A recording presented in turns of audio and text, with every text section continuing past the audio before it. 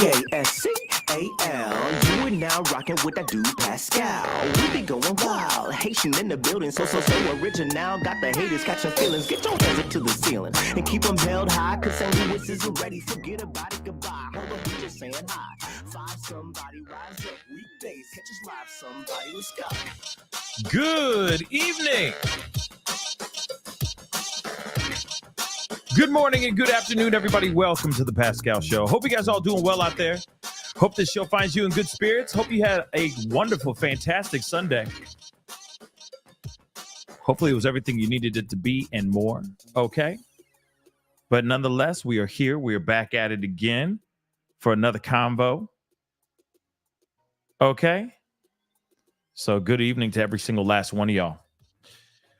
Oh man, what a weekend it's been, hasn't it? Hasn't it been a weekend? Let's be real. It's been a pretty wild weekend, to say the least. But we are here to cover a couple things. Okay, we kind of have a smattering of different cases of different things.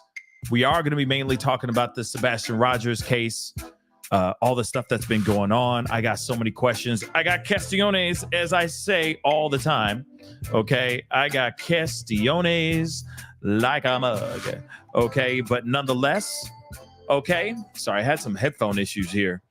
But nonetheless, we are here to talk about that, talk a little bit about this past weekend, because it was pretty crazy. A lot of things that were going on this weekend. We got to talk about that. And then there's some other things, some other cases that I still want to bring to light, let you guys know about. All right, there's a Hollywood actor that was found gone. Okay, he was missing for a little while, and then he was found recently. We got to take a look at that as well. We got to, like I said, we got a sprinkling of different things. I may open up the phone lines. Like I said, I may open up the phone lines, so don't waste your time trying to call in right now. Please and thank you, okay? But I may open up the phone lines to get your thoughts on everything revolving around Sebastian Rogers' case and all that. And, we might do a little bit of a trip down memory lane on an older case as well, given the fact that there's been this new update. You see it in the title above, down below, wherever you're watching this show. So like I said, it's kind of a mixture of a bunch of different things. Wanted to be able to cover as many things as I can. There's a lot of cases that I'm keeping an eye on, trying to reach out to certain people, certain individuals, to have them on the show and help bring more awareness to those other cases as well. But we still have to keep our eyes on this Sebastian Rogers case nonetheless. All right, we're going to keep on talking about it. We're going to keep on bringing it up as much as we can until we get clarity, until he is found. And I'm hoping he is found very, very soon. But still, title above, down below, the thumbnail. I don't know what this is all about. We're going to talk about it here very, very soon. So no, it is not clickbait. It is actually true. We got an article we're going to take a look at, and one of our good friends, all right, made a post about this as well. All right, so we're going to be talking about this. We got to chop it up. So please do me a favor, hit that like button down below. Send it past 800 likes as you guys start to file in. I appreciate all y'all for being here. It really does mean a lot. All right, and today or tonight, I need y'all's attention. Okay, because there are some other cases. I'm going to be throwing in a new case that I've never talked about before ever. I'm still learning about it as we go. And we need to talk about it. We need to bring awareness to this case as well. So hit that like button down below. It helps the story, helps the show get out there. Please and thank you. Please don't forget to hit that subscribe button, hit that follow button. If you're watching on Facebook, Instagram, Twitter, TikTok, follow me on all my social medias. That would be greatly, greatly appreciated. All right. And of course, if you want to support the channel, and you're watching on YouTube, you can hit that join button down below, become a member of the family. It's that simple. Simply just click that join button down below. You can join my Patreon, patreon.com/The Pascal Show. And of course, if you want to check out some of my merch to my merch store, go check out pascalmerch.com. All right.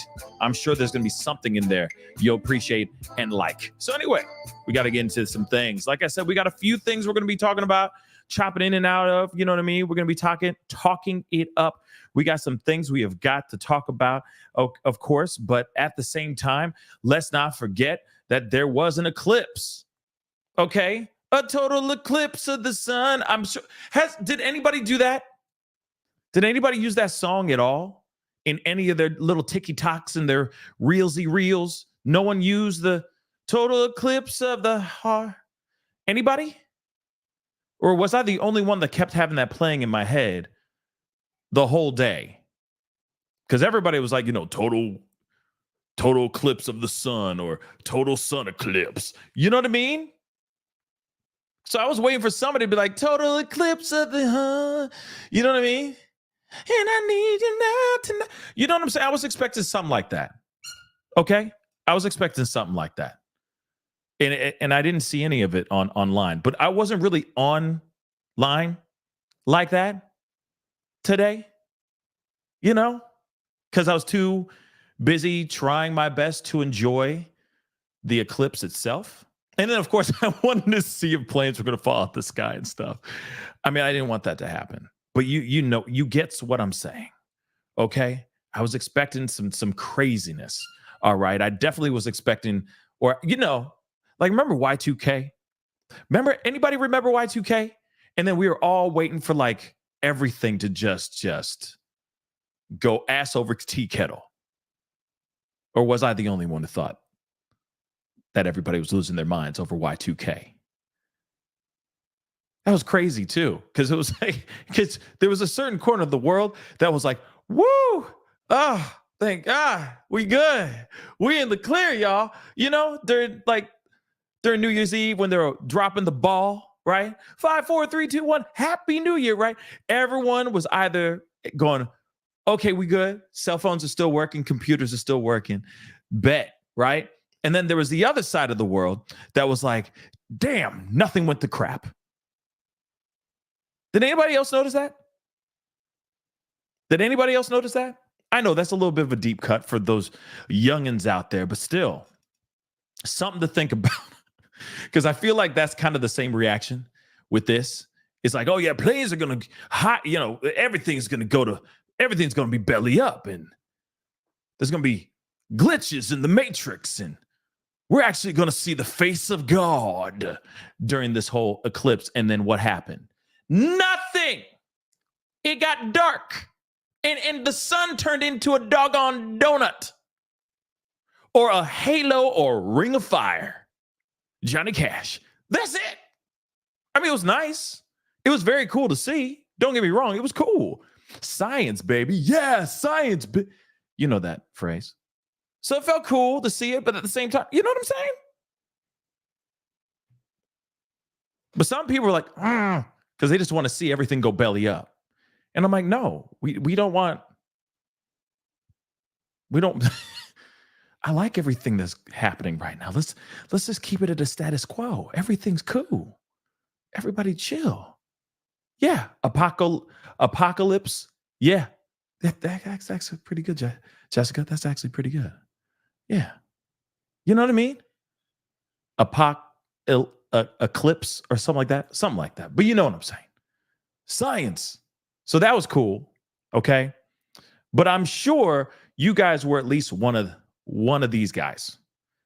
Of course, I got to share this. I shared it on my shorts, TikTok, X, and all that. I have to share the love. So don't judge me. Just to have a little bit of a laugh. We deserve it every once in a while, okay? After covering all this craziness, enjoy. Absolutely smashing. I can't wait to talk about this with my yacht club. Take a look, Precious. Whoa, dude. I feel one with the earth. Maybe I should go. Nah, I'ma stay.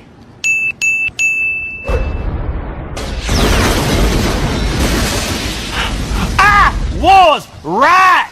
This is worse than ISIS. This is DASIS! Save yourself! Hey, it's the eclipse. Huh. Cool.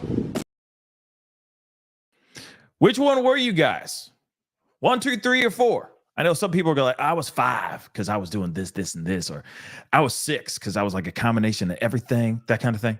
Some people just slept through it. Some people were working through it. Some people just didn't care, like the 4th guy. You know what I mean? So which one were you guys? Were you the yuppie? Were you the conspiracy theorist? Were you the regular guy, right? I'm missing one now. I don't know why I'm missing the other one. Okay. But, the yoga guy. The namaste. Mistake, right?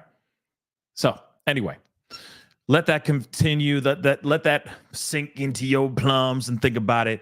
Okay, that short is available. It's on my shorts on YouTube. It's on X. It's on Twitter, it's on TikTok as well. So go check it out. You know what I mean? Like I said, we need a little bit of a laugh every once in a while, and that's something I've had for a while. So I wanted to share with you guys and share some of the laughter because it's been really intense and tough as of late. So let's get into this stuff, okay? We have got to talk about some new thizangs. Sorry, guys, 1 second. We have got to talk about some new things that have just kind of popped off. And I need to share this with you guys because, again, this could be nothing.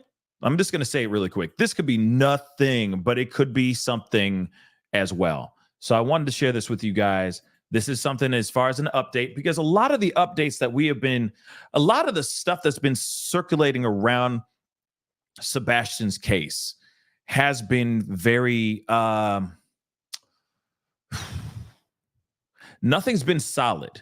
There hasn't been really any solid information out here. There's been a lot of craziness in the streets. There's been a lot of coverage of that craziness, which we will talk about. Okay, there's been a lot of people going out there protesting, putting out information, putting their feelings out there after this past week, because this past week was really intense, for lack of a better term. Okay, we had Seth Rogers, Sebastian's biological father, on the show Friday night, and I know that he was on Justin on TikTok the night before, or the night before that. I don't remember exactly. Everything kind of turns into one big Monday for me.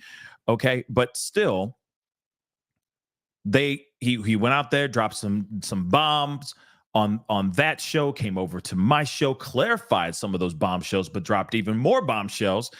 And I think that made a lot of people very, very upset. Now, one thing though, and this is not clickbait. Y'all need to stop. This is not clickbait, okay? I'm taking this off of the information that we have received from the news and also from a source here, okay? From ex-FBI agent Jennifer Coffindaffer. She's the one who dropped this information. And I was like, whoa, that's really insane. Now, the thing is, though, this could very well be. This could be a connection with Sebastian Rogers, or this could be of course, this could be very much somebody else. Now, there's been speculation about Summer Wells, which we are going to take a little bit of a trip down memory lane on the Summer Wells conversation.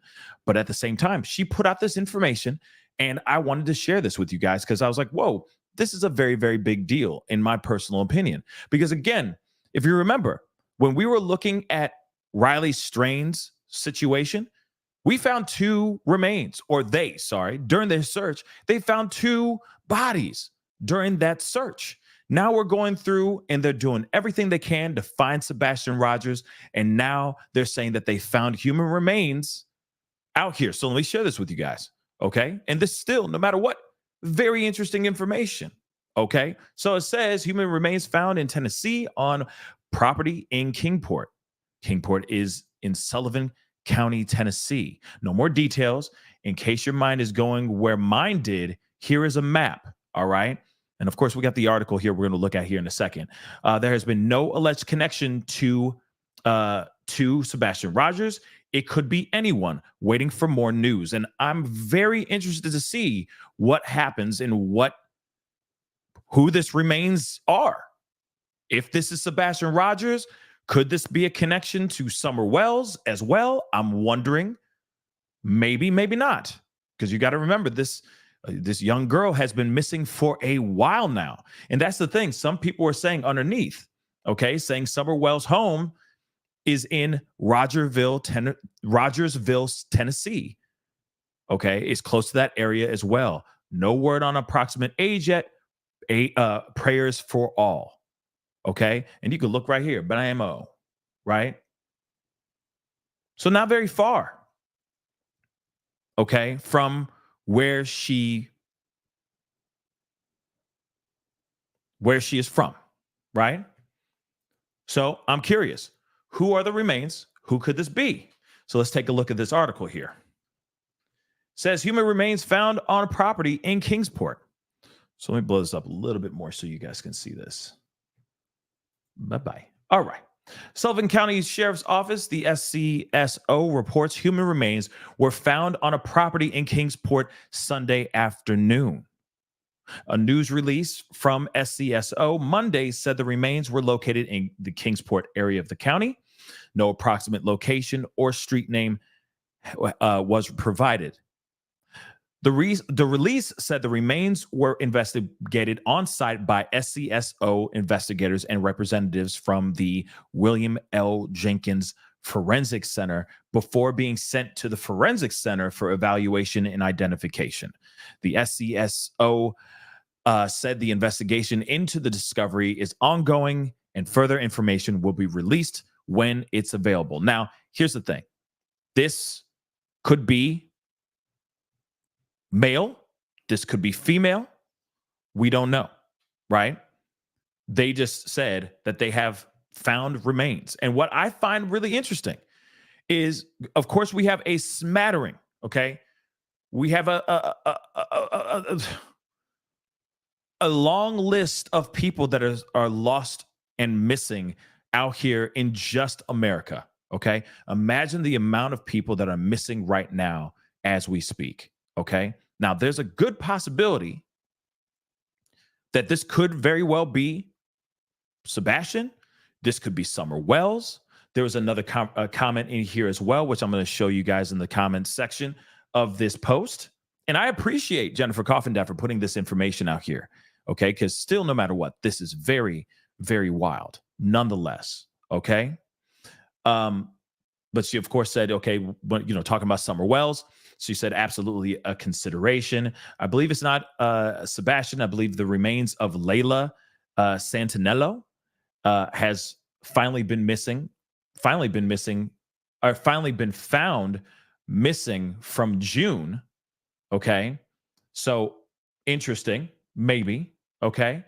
But again, this could be, and I don't think I've ever covered this Layla Santinello case, okay, on this platform. So her name is still fairly new to me. Now, I'm sure there's a lot of other people that have been covering and following that case as well. But again, the remains could be anyone. All right. And that's pretty scary to think in general. There are so many names, so many missing individuals out here that we know nothing about. And it's frustrating. It's very, very frustrating. So the fact that they found remains whilst in search for Sebastian Rogers is interesting. Okay? It's very, very interesting. Now, one second, guys. Just checking something.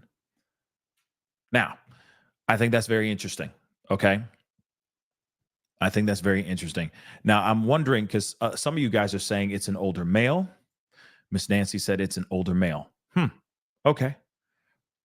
I'm wondering where that info is at, because that must have dropped just recently. Because I am still looking at this now. Let me see. I'm looking to see if there's anything else.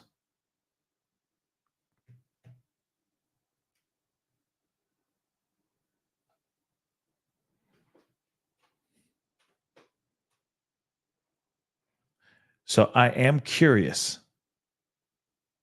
And I understand. Like I said, there's going to be a lot of people going, wait, because I'm even seeing, let me show this to you guys. I'm sorry. I thought this was up. But if you could see, like, it's like my mind went to Layla. Some people are saying, other people's names. Somebody also said it could be anyone. Absolutely, it could be. Okay.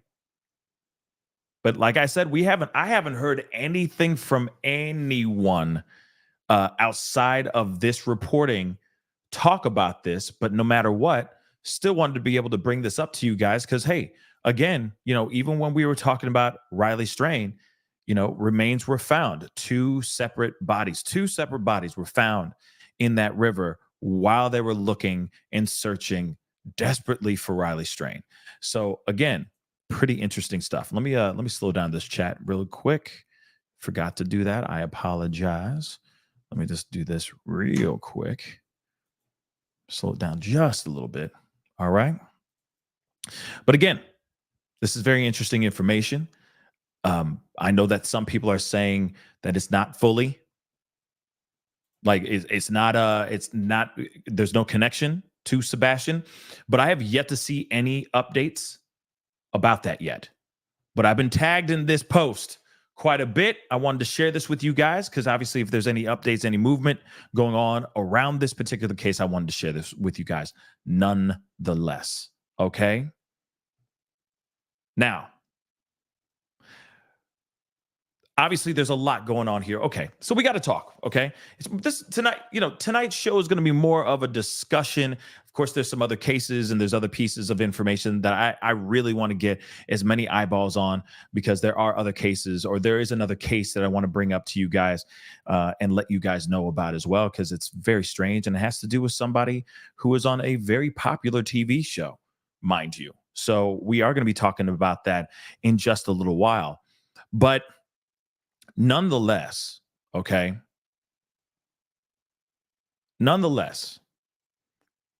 this past weekend was pretty wild. There was a lot of craziness going on in the streets. People were going out there in protest, basically saying, repent, Chris Proudfoot, which was very interesting to me. Okay. Because I could see some people are looking at it as I could see how people are looking at that as a bad thing. And then I could see a little light at the end of the tunnel, a little silver lining on it as well. But I can see both sides of the fence. But one thing I will say is that if they are out here and doing everything they can to bring awareness to wanting an investigation on Chris Proudfoot, I also think in my mind, well, it wouldn't hurt if they were able to pass out flyers at the same damn time.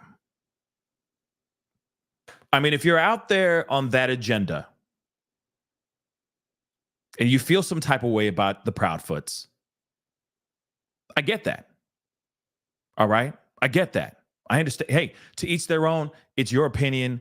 If if you watched or listened to things and you came up with your own decisions critically and independently, hey, more power to you. Okay? If you feel like, okay, he needs to repent, he needs to confess his sins, there needs to be a full, thorough investigation into the things that he has done in the past, fine.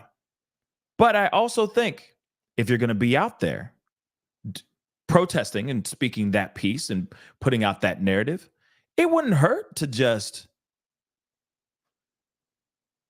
hand out a flyer. That's the reason why you're there in the first place, right? Right? It's just something to think about for a second. Just something to think about. Because, and D, I feel like that's what D, I agree, right? You don't search for something that's not lost.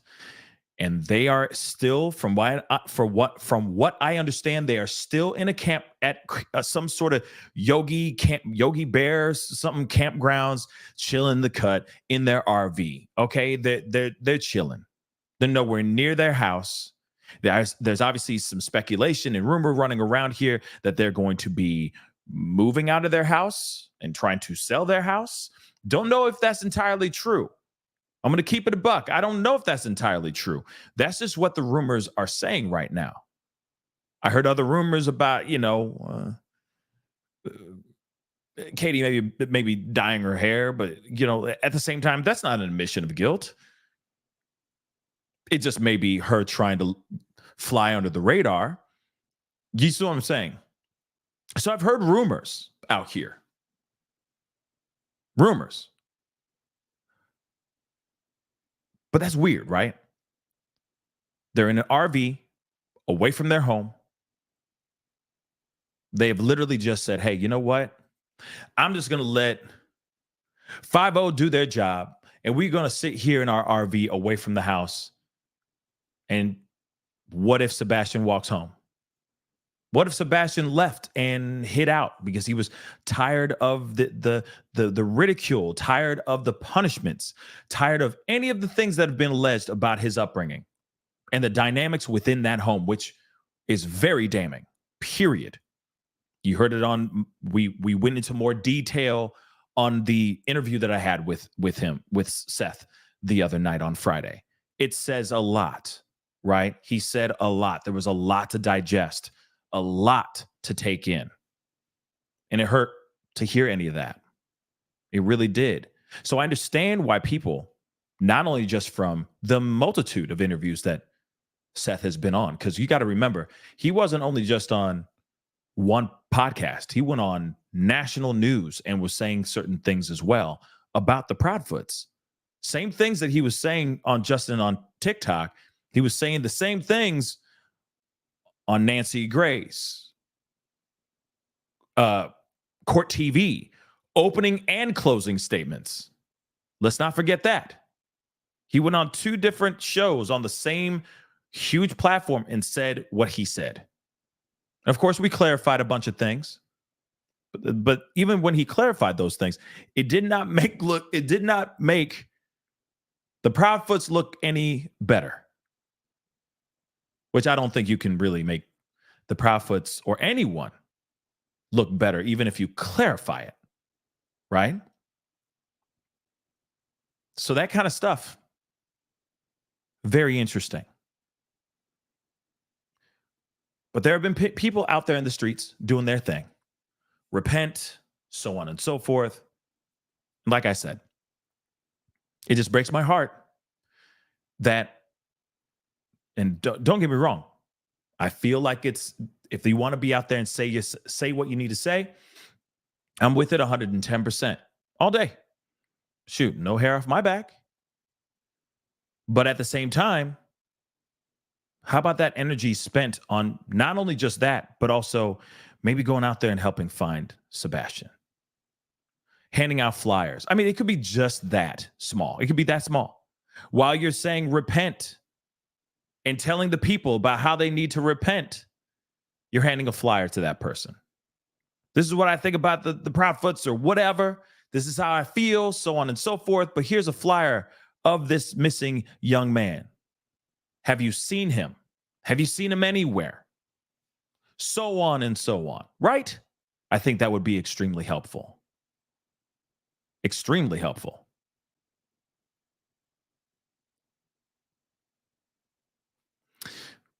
I mean, of course, that's just my personal opinion. You know, that's just where I stand as far as this whole thing has been going. And it has been pretty wild.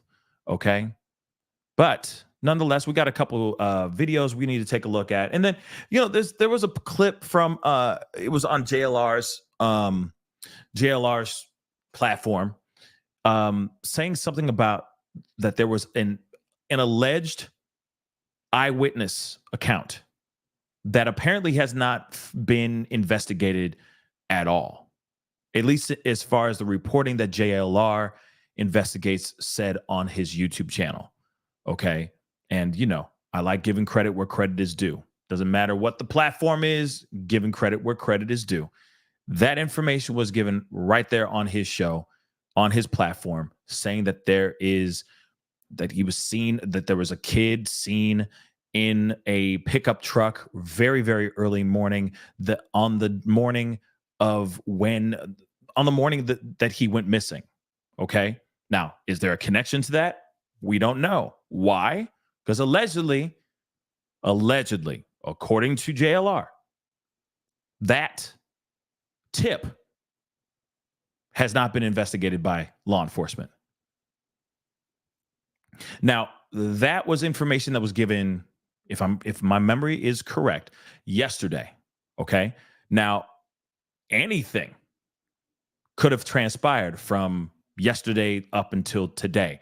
Like I said, like what we just reported just a second ago, there allegedly was remains found while in the search for Sebastian Rogers. And the other thing too is, I gotta wonder too, because I haven't really tapped into the Summer Wells case like that. I tapped into it a while ago. Okay. When it was first initially out there, and it apparently was already something that you guys had already been knowing about. But one thing I've always been curious as to that case is, have they done any research? Like, are they still searching, or did they stop with Summer Wells? Because I don't hear much about Summer Wells nowadays. In the very beginning, it was Summer Wells, Summer Wells, Summer Wells, Summer Wells, and then all of a sudden, it flatlined. At least according to my radar. So I'm curious. Are they still doing their investigation? And sup with the parents. Kay Watson just said stopped. Interesting. Hold on, guys. I'm going to slow this down even more. I appreciate all the energy, y'all. I appreciate you guys here commenting. The more you guys comment, the more the conversation gets out there, the more the word gets out here and all that as well. So I do appreciate y'all being here. But like I said, it's just some weird stuff, y'all. I don't know. So when I hear about there being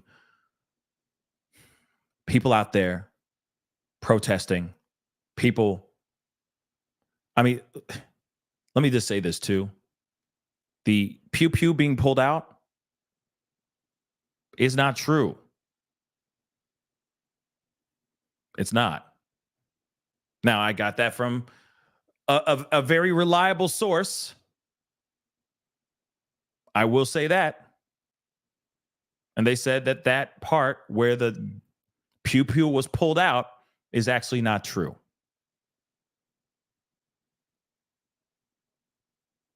So, again, I was shocked about that too. And I'm like, wow. You know what I mean? Because that's still very interesting nonetheless. All right.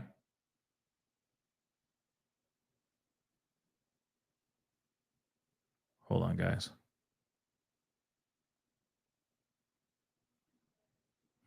Hold on, y'all. Yeah, Venus, not entirely true.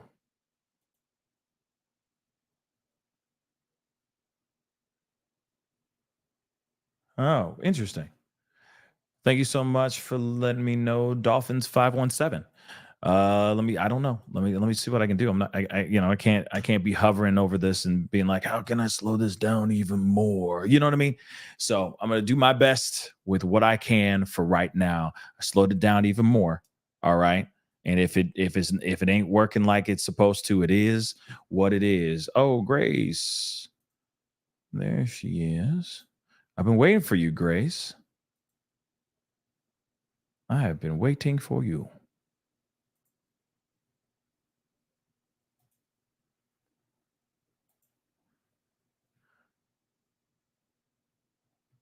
Welcome, Grace. All right. There's been a little bit of an upgrade. All right. Just so y'all know. So welcome, Grace. All right.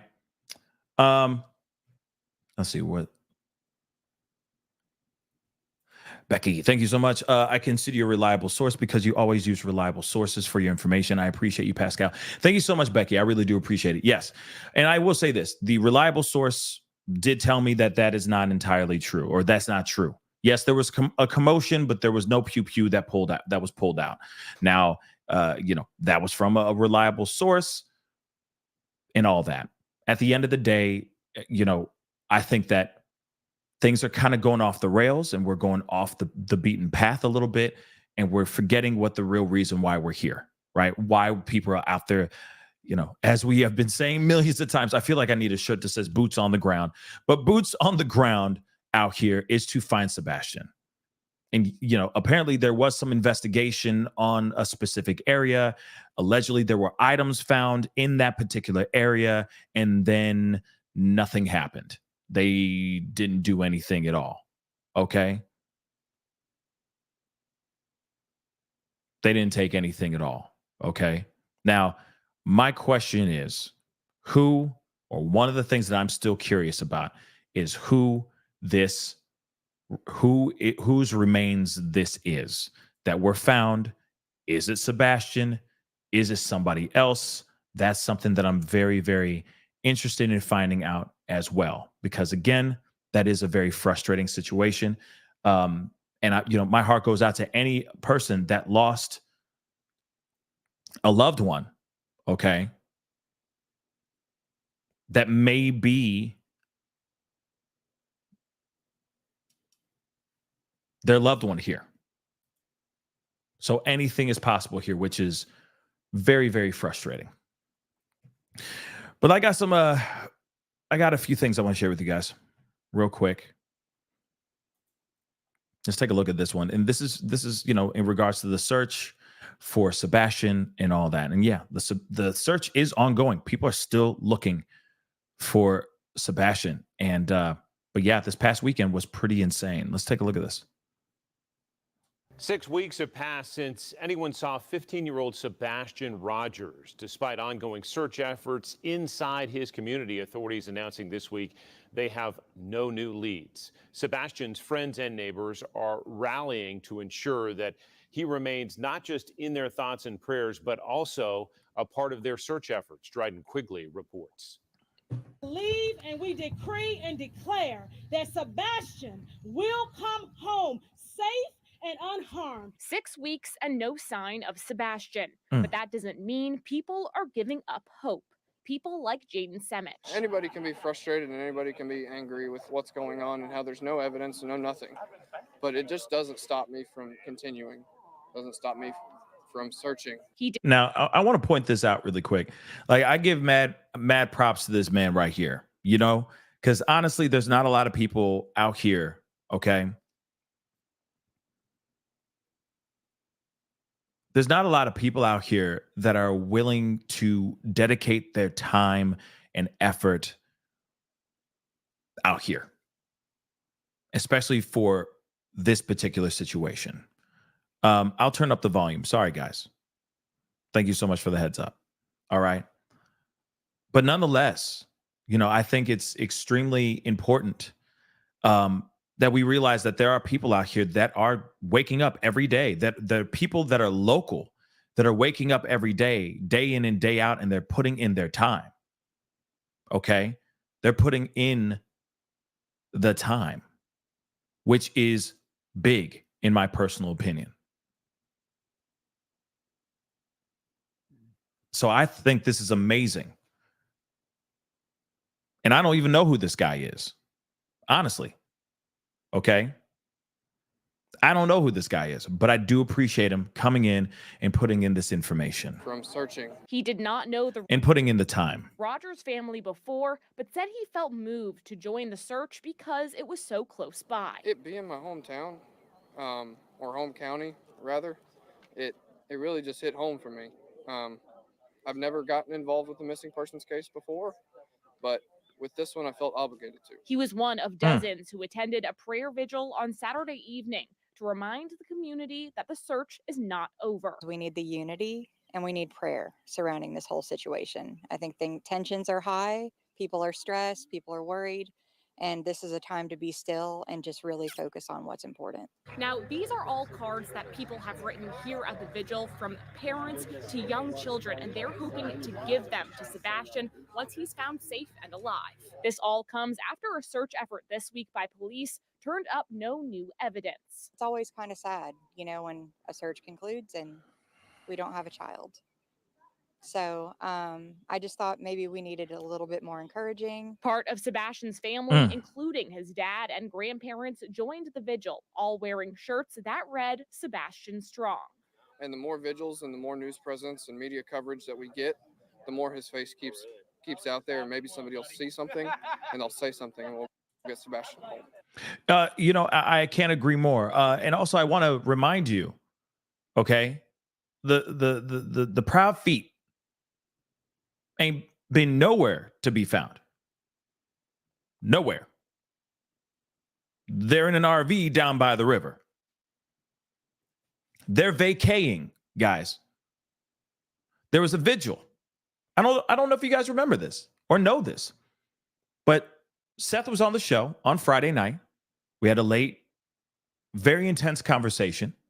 I appreciate him blessing us with his time and just clarifying a lot of things. But during the conversation, while he was live on the show, he was talking about the potential of a candlelight vigil for Sebastian on behalf of this search, trying to put out positive vibes out here and all that stuff.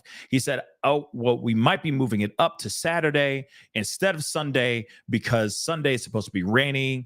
And, we want to make sure that we're able to do this without everybody getting wet. And we just want a good reaction, a good turnout for this vigil so that we can hopefully get Sebastian back home. Right? So while in the show, near the end of the show, he puts out the information. He's like, yep, it's going to be Saturday instead of Sunday. Okay. Cool. Then right before we're about to wrap up the show and wrap up our conversation, because he was tired. We had to get going. Okay. We had to wrap up the show. Unfortunately, we could have stayed on for 3 more hours, real talk. But he was wiped out. I can't even talk today, but he was totally wiped out. Okay. So next thing you know, he says, and guess who's not going to be there? He's like, oh, I just got some more information. Guess who's not going to be at the candlelight vigil? The Proud Feets. Sup with that? Sup with that? And you can see the look of defeat on his face because he's like, man. Because, and I even said it, I think after the show or after the interview, after he hung up, I even said it out loud. I'm like, damn. I don't care if you guys are looking at me like I'm the one that did the thing. I don't care if everyone's mean mugging me like how the court of public opinion is mean mugging Chris Proudfoot right now as we speak, and Katie Proudfoot. I'm still going to show up. Because if I'm innocent, I'm showing up to that candlelight vigil because that's my son or that's my stepson, and I care for that individual. That's family. I'll be out there like, yeah, say what? Say it to my face. I don't give a damn. Say it. I'm showing up. I'm right here. But they're not. They haven't been there every day, day in, day out. They're not showing up to this candlelight vigil. That's insane. That's insane, guys. I don't get it. That's insane. That's insane. And then, of course, because here's the thing, guys. Can I just keep it a buck with y'all for just 2 seconds? All right. A part of me hopes we're wrong. Yeah, I said it. Oh my Lord. I want to be so wrong on this case. Do you even understand? I want to be so wrong with this case. Please let me be wrong. I want to be wrong. All the things that I feel in my gut, all the things that the soft side eye, the hard side eye, okay, the hard soft side eye, whatever you want to call it, that I'm giving to the Proud Feets. I want to be wrong. Please let me be wrong. Please, oh God, please let me be wrong. Okay? Please let him just show up on the front door, knock, knock, knock. Hi, mom and dad. I'm back. I want to be wrong.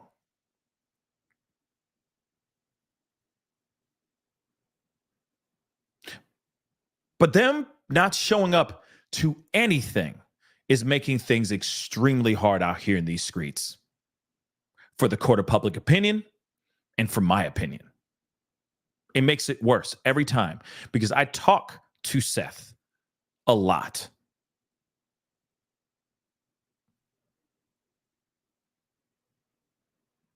I know what he's going through.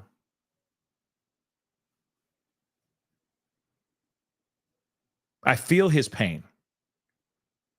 And then in that interview on Friday, when he said, and guess what? And guess what? They're not showing up. My heart dropped. I was like, are you kidding me? Why wouldn't they show up for that?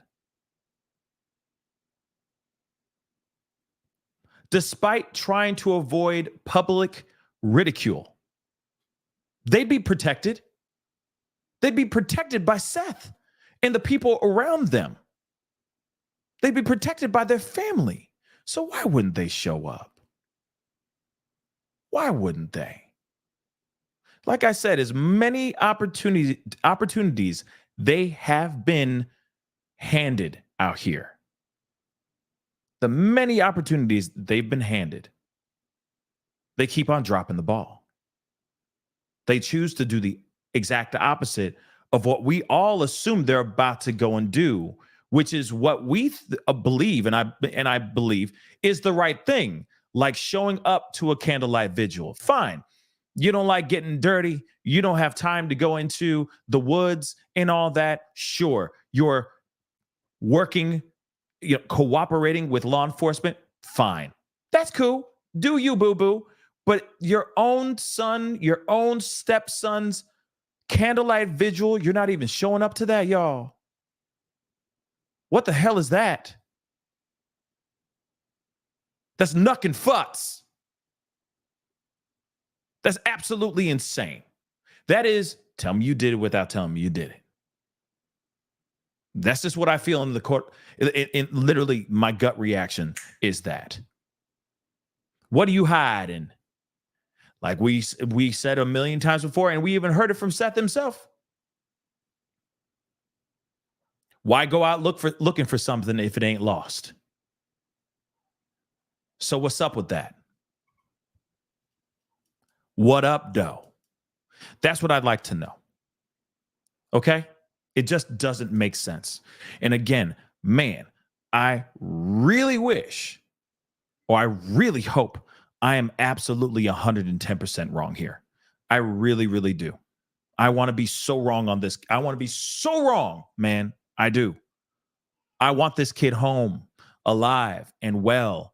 I want him in the right hands, in the arms of someone who's going to protect and raise him right. Is it the Proudfoots? I don't know. But somebody knows something. Somebody very close to this family or right in the family knows something.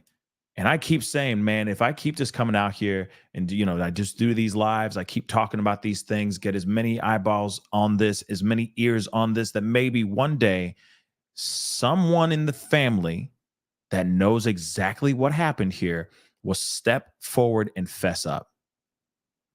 If it's a snitch, let them be a snitch. Trust me, you won't get stitches or you won't be found in a ditch. You'll be protected by many, many people. You'll be doing the right thing, period. But let's play a little bit more. There's like 5 seconds of this. Police have said there is no evidence to suggest foul play is involved, but they are not ruling anything out at this point. Okay. Now, let me just say this, okay?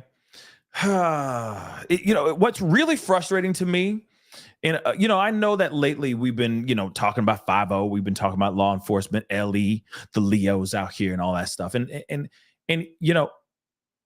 I'm not sitting here trying to go and attack every man or woman in blue, all right? Nah, I'm not. But something ain't right here. So he's been gone for 6 weeks now. 6 whole weeks. And you're still looking at this and going, no foul play. No foul play at all. He just walked out. According to Seth, he just levitated like a Jedi out the front door. But there's no foul play. Now, I understand that they even said, we have not ruled out the possibility of foul play, but we suspect, we do not see any foul play. So in other words, you are sitting right on the fence. That's it. You just sitting, you're straddling on the fence. No pants, no underwear on. You're just sitting there on the fence, just blah, all out. Morning glory, straddling the fence. Is it comfortable, 5-0? That's what I want to know. Is it comfortable for you? Because it doesn't sound comfortable at all. But it sounds like you're trying to be safe. But why? Why? Why? Why? Why are you trying to be safe here? This kid disappeared. He is not Kaiser Soze. He is not Kaiser Soze. So how, like a thief in the night, does this little kid vanish? How does he ghost everyone? He is not David Blaine. He is not David Copperfield. And he most definitely is not Chris Angel. So how the hell did this young man leave the house undetected, not caught by any videos, cameras whatsoever? And y'all are still sitting here saying, well, you know, it may not be foul play, but it could be foul play. Make that make sense, y'all. Make it make sense.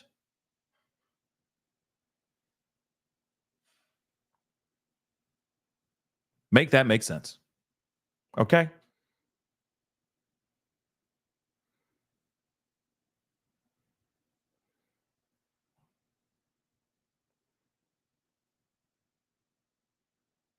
Hold on. 1 second, guys.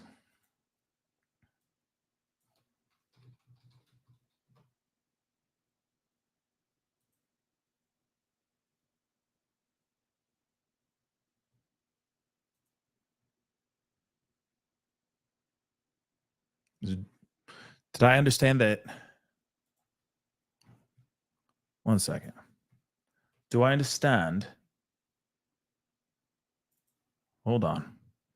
Hold on here, guys. Do I understand that Jaden is in the chat? This gentleman right here? Do I understand that Jaden is in the chat?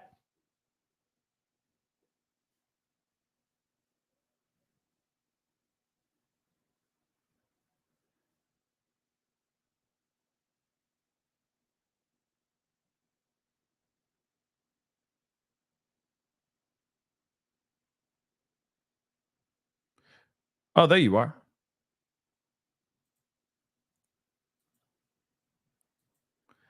Okay. If it is really you, no disrespect. There's just a lot of people who are out here that like to troll and be jerks out here. But are you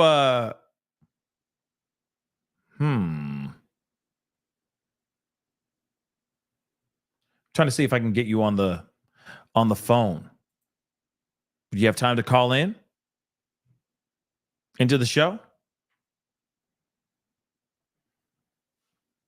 If that is really you.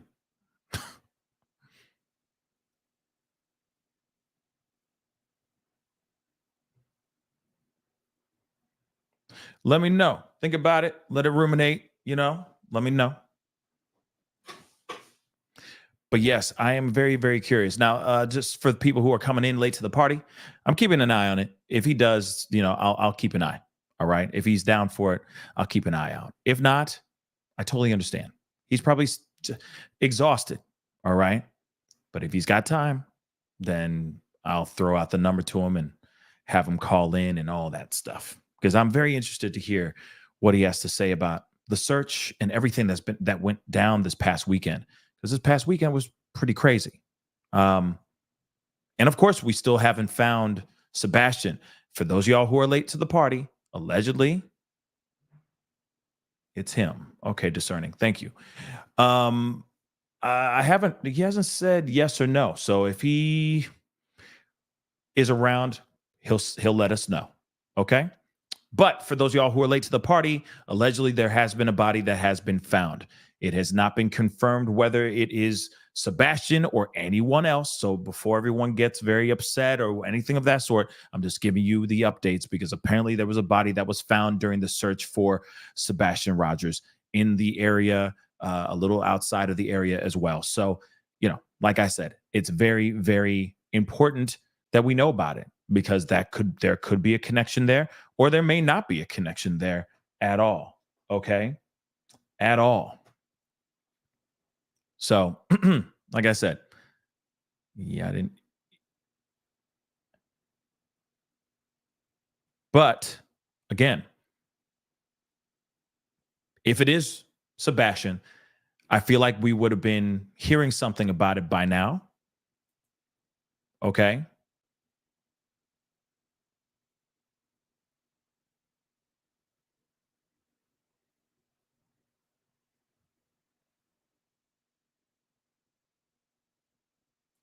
Live and learn. You're absolutely right. You're absolutely right.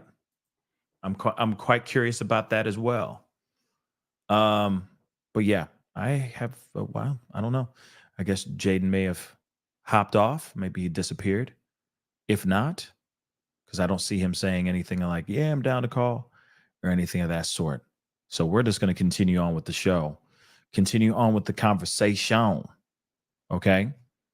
It's all good. If you can't do it, I understand. I am mad at nobody. Okay.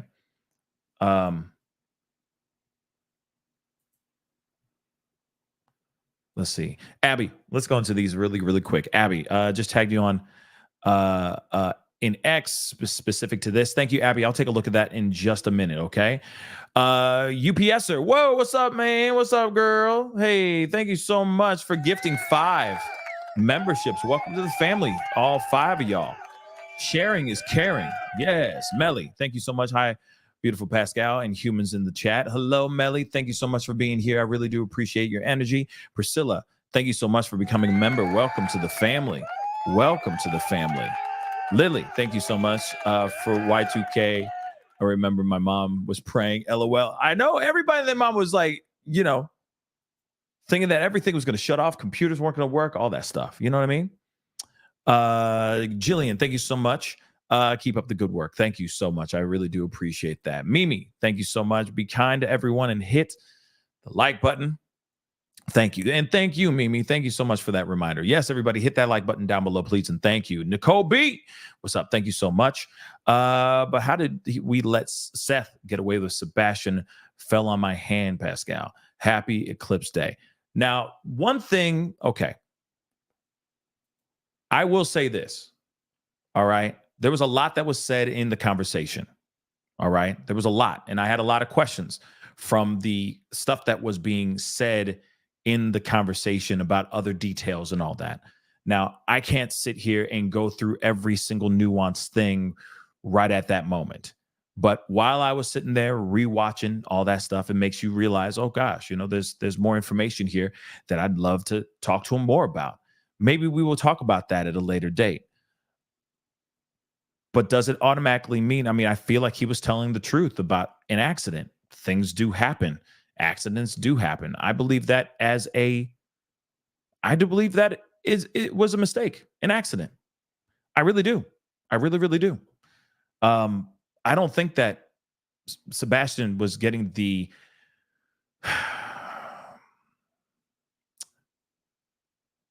A with Seth. I think it was coming from the prophets. That's what I think. That's what I honestly think. All right. But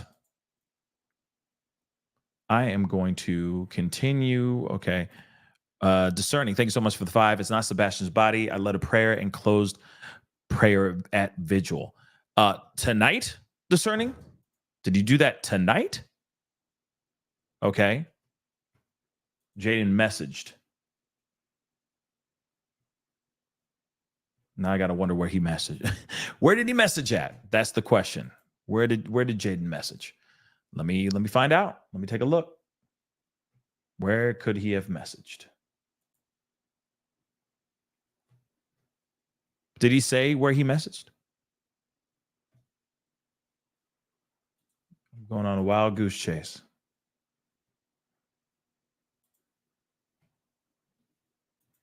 Thank you, Sleuthy. I appreciate you sending me that photo. Thank you. I'll be messaging you later.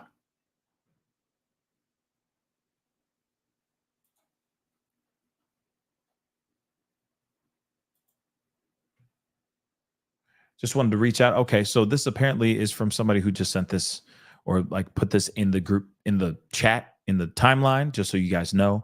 It says, at everyone, good afternoon, Layla group. I just wanted to reach out to everyone and let everyone know this is not Layla or Holland. That's a new name for me as well. No disrespect. I just don't know about Holland. Okay. Our hearts and prayers go out to the family of this individual. Thank you, everyone, for your support. So again, that has been of course, that has been knocked out. Okay, as far as the question of if it's Layla or Holland, right?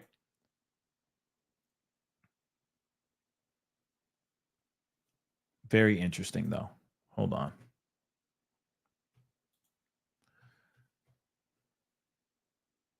Wait, hold on. Did Jaden speak or message again? Because I'm wondering where he sent the message. That's what I'm curious about. Oh, he can't call right now. Doesn't think it'll benefit the search. Oh, okay. Well, I was hoping that he could just like give us some updates about the search. So I don't think it would be. I don't think it was going to be detrimental or bad. Okay, for the to just hear about what the search has been like. Right. I think that's kind of important. Just hearing what it's been like so far. But I understand if he doesn't want to talk, he doesn't want to talk. That's totally fine. We're going to keep moving on then. Moving on, because I don't know where he's messaging me at. So if he did message me, I don't see it so far. But we are going to keep it rolling. Okay.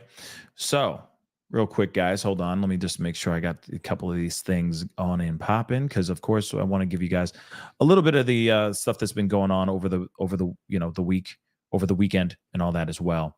So I wanted to share this part too. Oh, did that not go? Hold on, guys.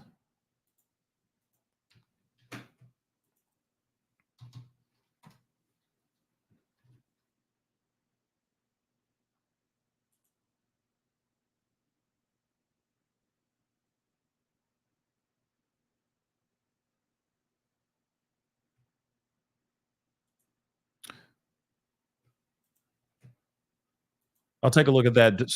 I'll take a look at that discerning for sure. But let me play this for you guys.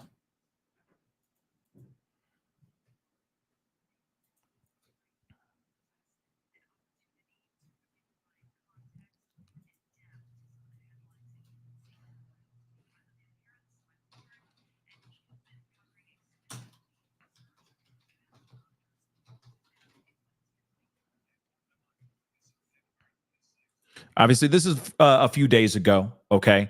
This is a few days old, but I wanted to share this with you guys anyway, because there's a couple other things I wanted to share with you guys. There's a little bit of an interview with Nick Barris that I want to share with you guys as well. Oh, you guys don't have sound. Sorry about that. Let me roll that back. So this is a few days ago. This was aired 4 days ago, just so you guys know. An opportunity to really provide context and depth to some of the headlines that you've been seeing here on WSMV. I'm Amanda Hara. This is Michael Warwick, and he has been covering extensively the search for Sebastian Rogers, which is now in its fifth week. Yeah, more than a month. He went missing February 26th. It's believed he wandered from his home, walked from his home, may have been barefoot, and here we are more than a month later. No sign of the 15-year-old with autism. And Michael, I want to go back in time a little bit, because you were one of the first reporters who we sent to cover this story. And you were kind of there during one of these original news briefings, and you asked a very important question of authorities about surveillance video. This would have been day 3 or day 4 when the investigators came out and briefed us as to where we stood in the investigation. And I asked the deputy chief, you've asked for all this surveillance camera footage, all this doorbell camera footage from across Sumner County, from those specific neighborhoods where he lived. Have you seen anything? Has anybody brought you a photo, a doorbell camera image that shows you Sebastian? And he said that no, they haven't actually been able to put eyes on Sebastian since that night he went missing. Now, one thing I do want to point out really quick, I know this is kind of like a little bit of a trip down memory lane, a little bit, but of course, there's some really weird things that are going on here. And let me explain. Okay, there's been reports, there's been coverage from other platforms as well, talking about there being going to actual intersections and showing that there are street cams, that there is video. There's got to be some sort of video out here showing Sebastian out here. So it is a bit weird. Like I keep saying, it's like this is a John Grisham novel. It's very weird. Okay? Because you got cameras everywhere.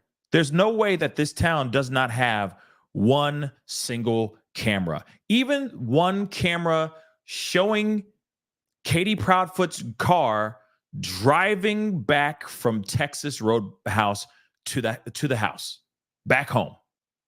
Where is that? Not one video. The multitude of places that they went to,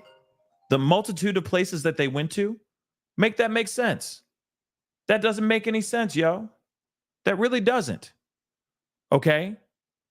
It really, really doesn't. Hold on, guys. Give me 1 second here. 1 second.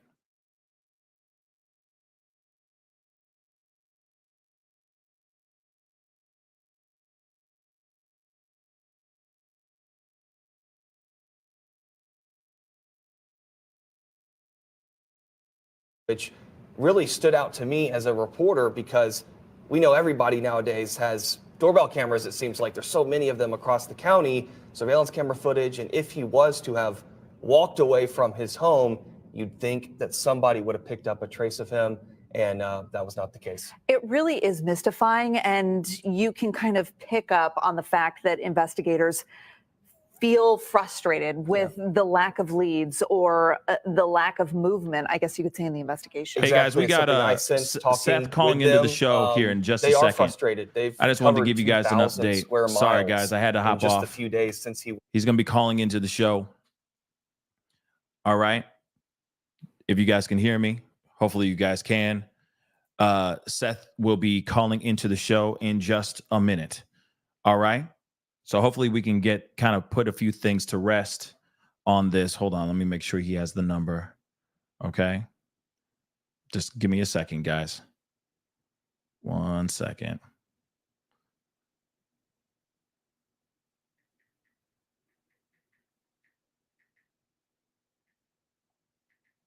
Okay. I just sent it to him, so he has it. So we will get Seth online to give us some updates on everything. Also, I want to make sure, I was trying to grab this, but then he called right when I was trying to get this information. Hold on 1 second. Hey, Seth, what's up, man? Not much. Good. Well, I mean, good and then not great. Do you mind muting the show in the background for a second? I'll just go to the other room. Okay, that works too. I like to see the chat so I can talk to people too. Oh, I feel you. I feel you. And real quick, this is what I was about to do before while you were calling me. So everybody show some love, put some green hearts emojis in the chat, right quick for Seth, for Sebastian and all that. And also I want to say this too. We do have his Cash App. We do have his the GoFundMe as well. Those links are down below in the description box right now as we speak, but I also have it right now in the chat. Okay. So please, appreciate the love, guys. Yeah, you see that? I know I've been trying to slow it down as it keeps getting faster and faster. It's been really knucking futz, man. But I'm putting it to the top of the chat. Again, this is his Cash App. He uses it, guys. Okay. So if you want to support him, some people got upset a couple days ago. So if you want to support him, they were confused and they were wondering if it was actually your Cash App. So the Cash App It is is. pinned. Yes, it is. Well, it's not mine. But it is the But one that you all use. to- Yes. Okay. All right. So just to make that abundantly clear, guys, before we go into this conversation, okay, please do me a favor. All right. It is pinned to the top. me. It is pinned to the top of the chat right now as we speak. All right. And it's also in the description box down below. And the GoFundMe link is in the description box down below. If you want to support him and show him love, please, by all means, send him Cash App. Send him, your funds or your support to him via his Cash App. Okay, guys? Just a fair warning. Or print off flyers and head them out. There it is. They're for flyers, etc. I'm sure for some gas, etc. Okay? Maybe a little something to eat while he's out here running around trying to find Sebastian. So now that we have you on the show, and this was, I appreciate you hopping on in such an impromptu way. I really do appreciate it. But we got to get down to brass tacks, okay? I hate to ask you, but have you heard about this information about this remains being found out there? No. Negatory. TBI, Sumner County, they don't speak to me. I don't think they like me right now. Oh boy, oh boy, oh boy. And it's probably because I felt that they should call for a higher power. And now I think I guess I'm paying for it. Right. But man, I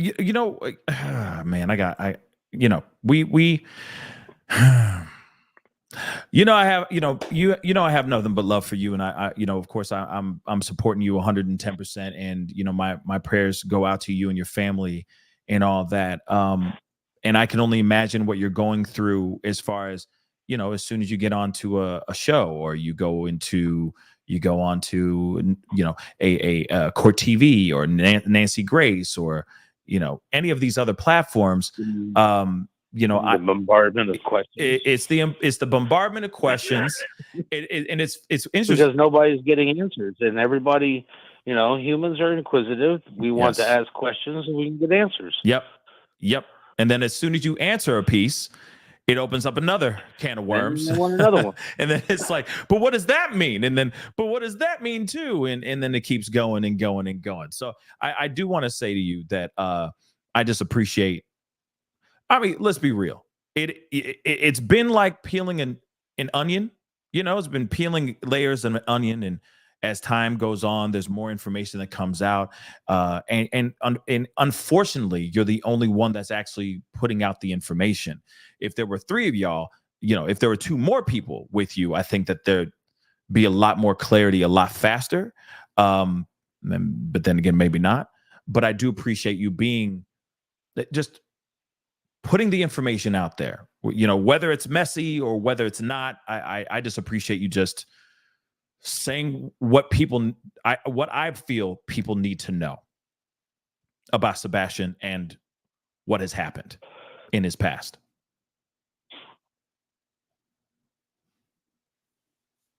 What do you mean by what has happened in his past? No, I mean the information that you said that, you came onto the show, you clarified a whole bunch of things. There were things that were told about when he was young. You see what I'm saying? That I think opens up, makes the situation a little bit more three-dimensional, right? It gives it a little bit more of, there could be a possibility of this, or there could be a possibility of this could be a possibility of why he ran off, or etc. You see what I'm saying? So like I said, I just appreciate you coming out with that. We don't know what's going on. Right. We truly do not know what's going on. Unfortunately, haven't found any video proof of him since Texas Roadhouse. The video that they showed me of him taking the trash out, you can't see, so it's not a definite picture. So wait. So when you say when the video of him taking the trash out, you can't really see. Can you explain what you actually saw in that footage then of him taking out the trash, allegedly? You see a flashlight. And that's about it. And that's it. That's it. And what time was that at again? You see a shadow. There, I didn't see a time leak on there because it was a ring cam. Aye. So only and, So- and that ring cam. I know you can't give us specifically the location of that ring cam, but was it nearby? Was it like that video that we saw that was like, a cropped, super cropped footage from a very No, big they picture? showed me the whole thing, and I- it's too dark. Okay. Too dark for me to say that that's my son. You know? Yeah, no doubt. I would be wondering if that's actually him or not too, right? That's You interesting. could always hope it is, but that's speculation. Right. It's speculation. No doubt the speculation part. Okay, so I asked you about this on the phone when we talked yesterday morning. So I wanted to circle back and say that out loud so that everybody can hear it, because there's a lot of people that were tagging me in this online and asking me this in emails and whatnot. So I'm going to ask it to you now. There was a post that was made on a comment somewhere. I don't know if it was Facebook or any of these social medias, but it was out here in these social media streets. And this person basically said something that I thought was pretty damn brilliant. They said, hey, has anybody asked them, the Proudfoots, to produce the actual clothing that Sebastian was last seen wearing when he left Texas Roadhouse? If they're able to produce that clothing, then okay, they're in the clear. But if they aren't able to produce that clothing, well, then there you go, Bob's your uncle. That there may be some foul play there. Have they looked into that at all, Seth? I have no idea. Huh. But I tell you what I can do. I can really sit here and go, I was wondering if you do and locate the clothes he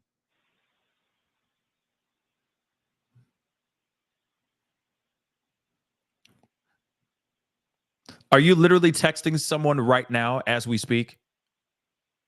I am texting them right now as we speak. Who are you texting? The Proud Feets? No. I am texting TBI and Sumner County Sheriff's. Yeah. Okay. Let's go. All right, Seth. All right. Okay. Because I put him on the spot, y'all. No, I'm just kidding. You've been so busy, I wouldn't be surprised if you just haven't had time, really, to think about, process everything. The amount of people that I'm sure you're getting from the text messages, the DMs, the phone calls, the emails, etc. I can only imagine how many people are sitting here going, well, I got this theory and I got that theory. But that one, I was like, oh, no. That would be a wrap.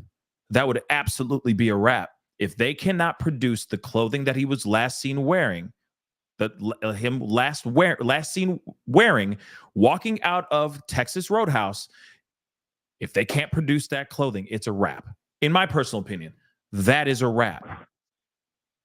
But then again, if he really did get home and he really did take out trash and he really did all those things, and then there was a bump that went on in the night where she heard a thud and all that stuff, then yeah, he could very well be in just the black the black joggers and the black T-shirt, of course, of how he was allegedly described to be wearing when he went missing. But if they cannot produce those pieces of clothing, that is a very big problem for the Proudfoots, in my personal opinion. And I think that's what a lot of people are thinking as well. So, I mean, only thing I can do is ask. They can either answer or not. That's true. That is true. But I will say this, though, too. As much as I always try to see a silver lining to a certain extent. And given the fact that you're saying, TBI hasn't really been, transparent with you, hasn't been in communication with you as well and all that, I'm going to be real. It tells me that they're listening. So that's good. I see that as a good thing. Yeah, they may feel some type of way about that. But at the same time, at least they're listening. shoot, didn't they do a press conference to let us know, oh yeah, nothing's happening, but we're still going to do this press conference because I think that they're finally listening. What are your thoughts on that? That press conference, I mean, I don't understand I understand why they did it, so they could communicate with the public. Yeah. But save face a little bit, maybe. I don't know. That's their agenda. I mean, true.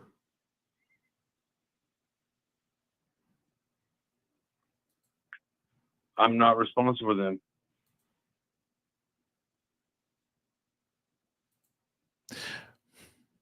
Did I lose you? No, I'm here. I'm just thinking. No. I'm just thinking. You know what I mean? You know what I mean? Because I want to understand the dynamics that are going on out there. I know that your boots on the ground. You're doing everything you can, and law enforcement isn't really law enforcing. It seems like, at least in my personal opinion, that's what it kind of sounds like. And so I am kind of curious as to, ever since Friday, let's just say, how's the weekend been? How's the search been? Has it been just a circus, or has it been fairly organized and, calm and copacetic?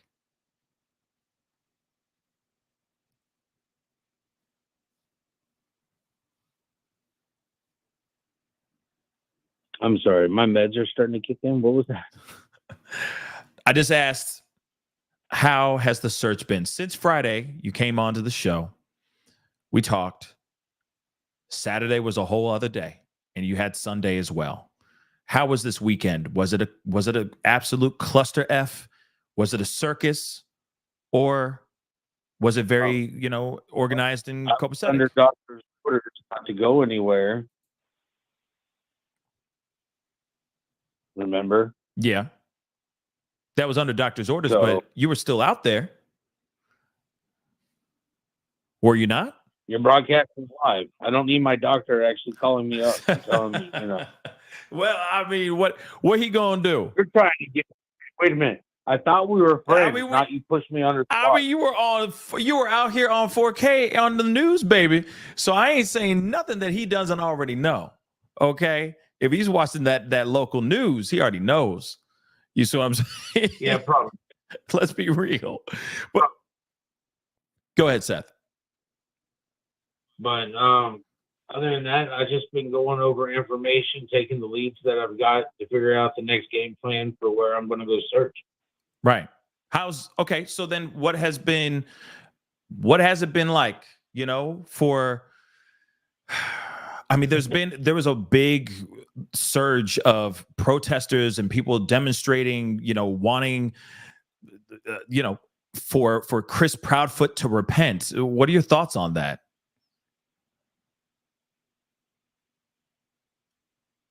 Repent for what? I guess they feel like he's been out here doing no good.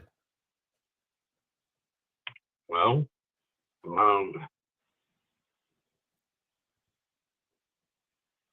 people are who they are. You cannot change somebody just because you want them to change. They have to want to change for themselves. Mm-hmm. Any otherwise is just a fake change. So if Chris doesn't think that he's done anything wrong, why would he repent? Right. And then that would go on to, let he who hasn't sinned throw the first stone. Good point. But have those people been helping with the search, or have they been hindering the actual search for Sebastian right now? Well, they're causing chaos. Nothing that they're doing is,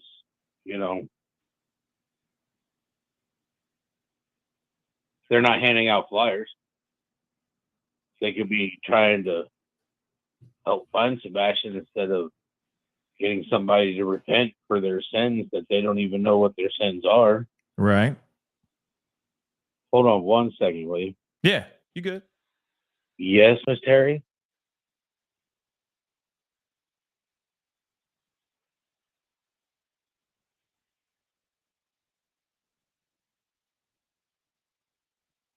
Let me see if I got some questions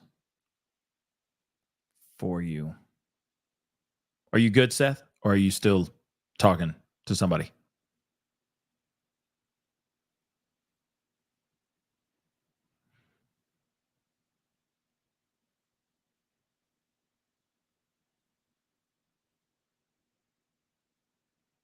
He may be a little busy right now. Hold on.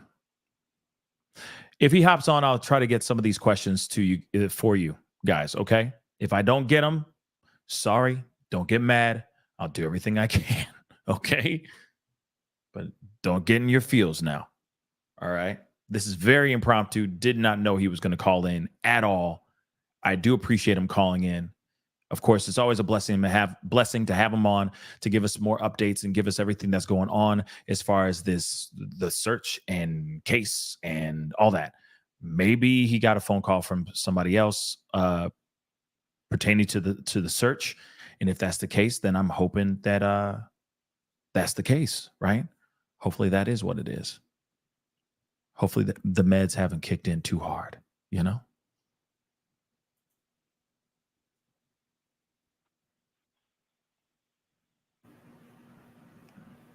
You with us, Seth? You there? Yes, I'm here. Yes, sir. Is everything okay? I just got some more information. Oh, like what? It's just you and me talking. Yeah. You know, How many people work? nobody's here. It's just you and me, baby. What happened? Yeah, it's only what 6.2 thousand people in chat right now. No big deal. No big deal. We are all here for you. We just want to make sure you're all right. So, is there anything you can share with us right now? I've just had somebody tell me that they had already pulled the footage for that tip down in Jackson. Okay, so what tip down in Jackson? There was a tip. Lady had said that she saw somebody that matched Sebastian's description on the 26th. Yes. At the Speedway. At the gas station. Yeah. Yes. In a black pickup truck, allegedly. Dark color, dark blue. They didn't really know because they weren't paying attention. Okay. But the person that called me told me that they had already pulled it and that it was not Sebastian. So. Okay. Well, that's good to know because I know that has been information that's been put out here. So that has been debunked, everybody, just so you guys know now. The information about there being a possible sighting of Sebastian at this gas station, this Speedway. Allegedly, this individual was seen inside of a dark pickup truck. And of course, they were saying it was alleged that law enforcement was not doing their due diligence as far as that information that came out from an eyewitness. We are now finding out that information has been debunked. That person was not Sebastian. So we can actually put that whole theory and that part of that eyewitness account to rest now. It's still unfortunate because, of course, we want to get something that's solid so we can get Sebastian home. But now we know that information live on the show, by the way, guys. Live. You heard it right here. Please, okay? Share the love. Let people know about that information. That's important to know. So, Seth, thank you so much for being so candid and letting us know about that. I know you could have just left that and kept that pretty close to the vest. So I appreciate you sharing that with us. Real talk. Now, I got a couple questions for you because I got some people that have been asking some questions. So Brandy's asking, can you clarify the flashlight video? And I think I'm assuming she's talking about the flashlights that are floating around. Now, we've talked about this ad nauseum on the show before, but if you can, if you don't mind, maybe just hitting the hammer on the nail or whatever. You know what I mean? Just solidify it one fell swoop. That camera was, probably 600 yards away.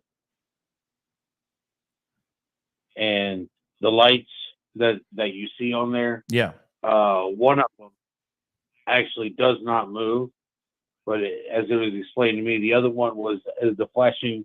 It was a light on top of the garbage truck, so they can see where their camera is to pick up the trash can. Okay. And it was catching trees on the way back. That's why it moved faster. And the other one was literally a stationary light, but whoever sent it to somebody just moved the camera so it looked like it disappeared off the camera and then moved it so it looked like it came back on. Because somebody recorded that from a video instead of sending the whole video.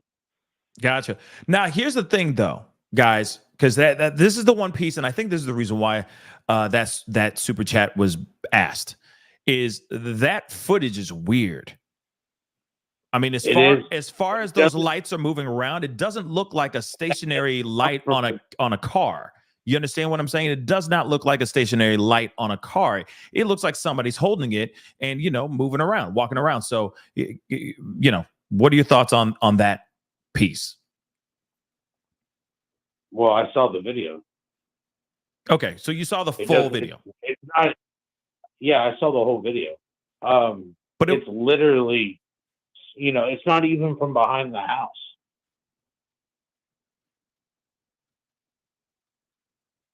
That video, it comes from a different angle.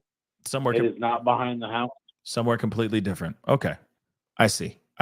Interesting. I guess some people are wanting to know too.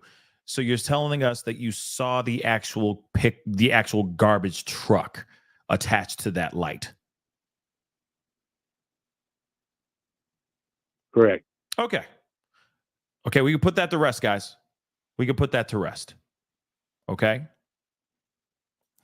Cakes, now, go ahead. Right, the video is weird, but like I said, it's like somebody was watching the video and then took their camera phone and sat there and only recorded the top right-hand corner of the video. Yeah, which is weird. Which is still very, very weird. Somebody wanted their 15 minutes of whatever and gave it to who for his 15 minutes of whatever. Yeah, I get it. Yeah, it's. I don't know why somebody did that. We're talking about trying to find a missing child. Right. It is weird. Because it also makes you wonder. Okay, if you saw a pickup, sorry, not a pickup truck. If you saw a garbage truck in the footage, then why on God's green earth is that footage pitch black with a bunch of white dots? That's the one thing I'm still trying to understand there. Was the footage manipulated to make it look even more mysterious? Or did it look exactly like what we all saw when it first was leaked? It was dark, and they were recording it from the other side. The trash truck doesn't come in front of that video. It's recording from the other side to where it's coming down a different street. Okay. So, man. Okay. Man, oh man, I'm sorry. Because in my head, I'm of course all the pieces that we have. Go ahead. The last thing I want, right? The last thing that I want is Chris Proudfoot and Katie Proudfoot to have done something to my son. Period. That, of course, that's the. And that right there was like I think that the person that put it up there was just trying to create drama.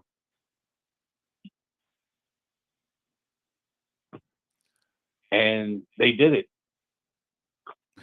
They created drama. So then, Seth, let me ask you this then. Has there been any pieces of evidence aside from this flashlight thing, which looked like fireflies in the dark? Has there been any footage or evidence that you feel that was fabricated or was planted by another party just to throw you or law enforcement off a beaten path? I wouldn't know, because the only thing that I have found were the glasses and then the videos that they have showed me to make sure that they understood that they weren't hiding anything from me. Mm-hmm. But anything else, they're going to keep close to the vest, because they're not going to give me anything that's going to blow the case wide open. They're going to keep all that stuff close if they think it's permanent. The only reason I got to see the video of Texas Roadhouse Mm-hmm. was because I asked for proof of life.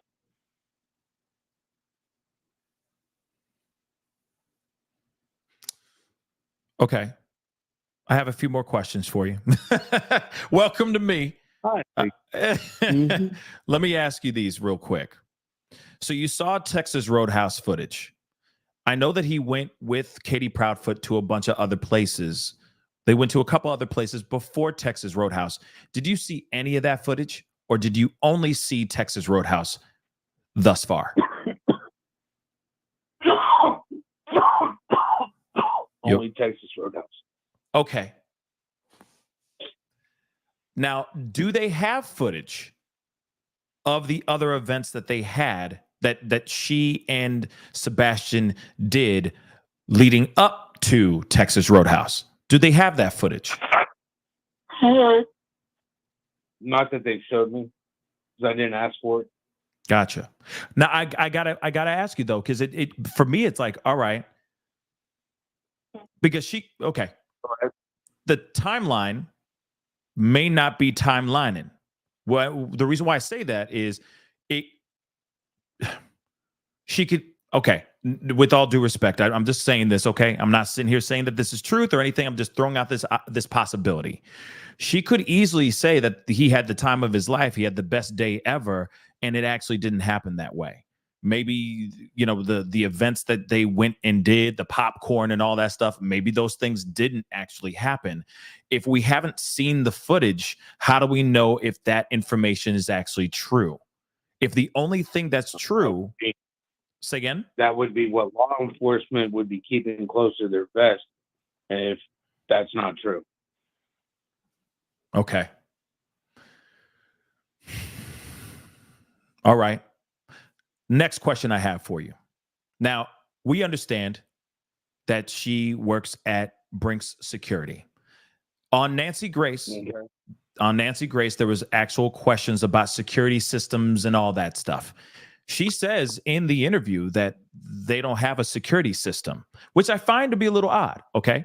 But they do have like a keypad on the doors, okay, that lead them out to the exterior of the house, okay, or to the outside of the house, I mean, okay. So my question to you is this, because there was another interview in the very beginning by the local news, and they asked about footage from inside the house.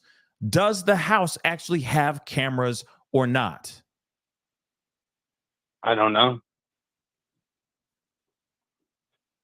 So you can't confirm or deny it. You can't debunk that at all. You've been inside that house. You've never seen a camera in there at all, not once. I cannot either confirm nor deny, because I don't know if they got cameras in the house. Okay. I mean, I never walked in and was like, "Where's all your cameras?" Of course. But you know, my son, I just want to pick him up and take him, get in the truck, and start the hour-and-a-half drive home. Yeah, I get it. I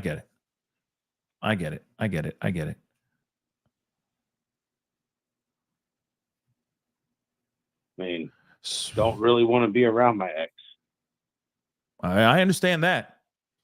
I mean, I understand how I understand how exes go. Okay. Trust me. I do understand that. Oh, do? I mean, we've all had an ex out here. All right. We've all had somebody, right? It's just normal, right? That's just relationships and how things go. Now I don't have an ex-wife or anything, but you get what I'm saying. We've all had that one. No, I know. Right?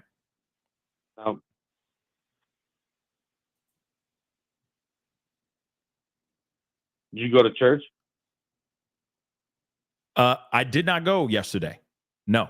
Did you? Did you? I did. That's good. That's good. I mean, are you? You keep telling me you're going to go to church and you don't go. Oh, I do, but I didn't go this Sunday. I didn't. No. You didn't go last Sunday either. I went on Easter Sunday. What, did you? No, that's right. You said you were going to go. I was going to go on Friday, but then I couldn't get there. It was a busy day. Very, very busy day. But hey, I make time when I can. Okay. I make time when I can. All right. I definitely do. But that's not what we're here for, though, right? All right. We're not here to talk about my faith. We were here for a conversation. We're here to talk about your son, you in this search. Okay. So. Well, I haven't found my son yet. So. I know, obviously. But and I'm still curious as to like how this has been, right? How things have been this weekend. Because I understand that there was some police activity in a particular area. I guess some items were found. Did that have anything to do with that? I don't know. With the case? They didn't call and tell me.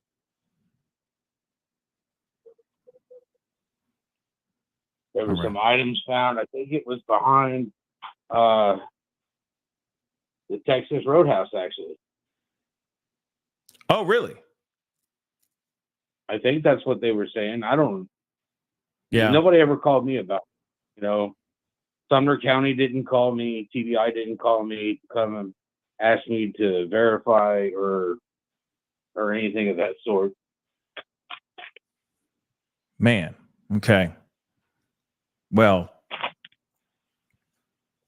I just, I wish that there was some more information here. Obviously, I know, I'm speaking to the choir, but it is a bit frustrating when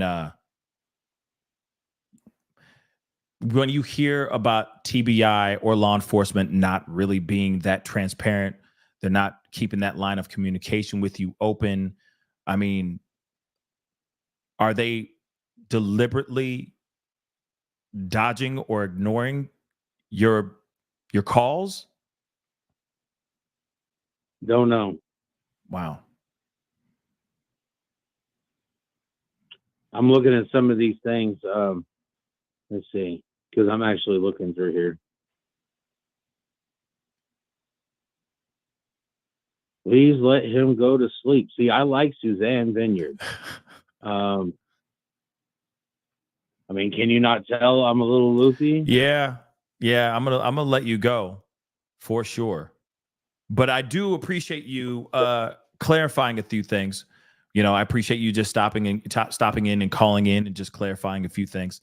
Because I can only imagine how tired you are. It's been, I'm sure, a very, very long weekend, and this was a very long day for you too. So, Seth, I appreciate you calling in. And guys, let me just say this again. Yeah, we're gonna wrap this up. We're gonna wrap this up so you can get your butt to bed. Okay. So, please, guys, go to his Cash App. All right. It's pinned to the top of the chat right now as we speak.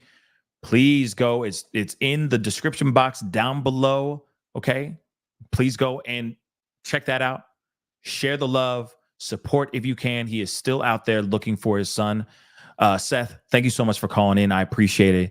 I'll let you go so you can go get some rest. All right, brother. You stay blessed. Was there any other questions you wanted to ask me? No. We'll talk again soon. I know that you're tired, brother. Go get some rest. But if I can clear the air for anything, like I saw some stuff going on about Jaden. Oh, yeah. No. I just wanted to have him. He was in the chat. He wanted to hop in, or I was trying to get him to hop in so he can give us some updates about the search. That's all. Yeah, I was giving him love. Yeah, no. He wasn't going to jump in. He saw me in chat. Oh. Okay. What does that mean? I don't know what that means. What does that mean exactly? If you're going to ask anything about the search, probably should ask me. Right. Fair enough. That makes total sense. Yeah. Yeah. No, I get that. I get that. Better for it to come out the horse's mouth than to hear from the goat next to the horse. No doubt. No doubt. No doubt. Well, Seth, I'm going to let you go so you can go get some rest. I appreciate you calling in. We will talk here again very, very soon, I hope. And hopefully when we talk again, hopefully it's some... Say it again? I said, I hope this was some better news. Yeah, I think that's what we're all hoping for, too. We are all hoping for that, for real. All right. Again, I appreciate you coming in and calling. And let's talk here. I do Okay. have something to say. Shoot. Because it's been coming to me about the repent your sin, Chris. Yeah, thing. Speak on it. Well, the thing is that somebody sat there and stated a straight false lie to begin with, which they should repent their sins for lying on somebody, because I believe it says, "Thou shalt not tell a lie." Mm-hmm. And you know,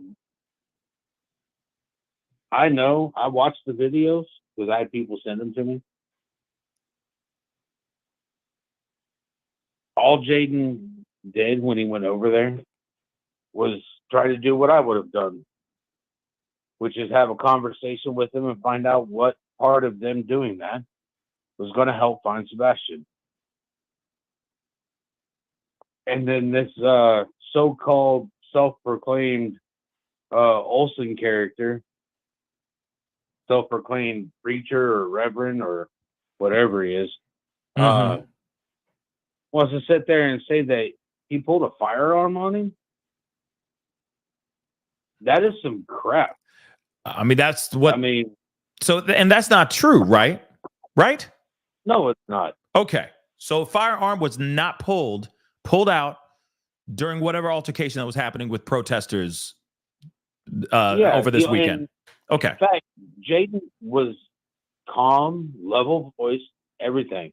I mean, literally, he was just trying to find out what they were doing, if they really thought it was going to help find my son. Like, if they wanted to come grab some flyers and go pass out flyers, we would have brought them flyers so that they could have gone to go find something. You know, we would have asked them to help pass out flyers. Without finding Sebastian, we don't know what happened. No doubt. So, and for them to sit there and be saying, you know, for him to repent, he has to deal with that when his time is up. Right now, we just need to find Sebastian. We find Sebastian, we find out what really happened.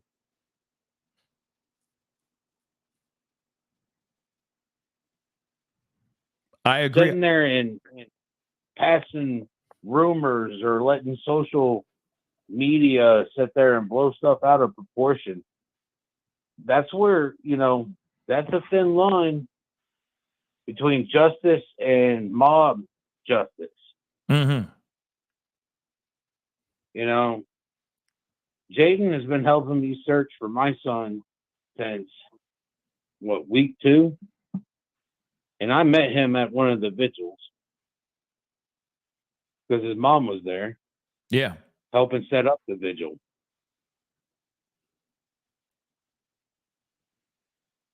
I would not have somebody reckless on my team.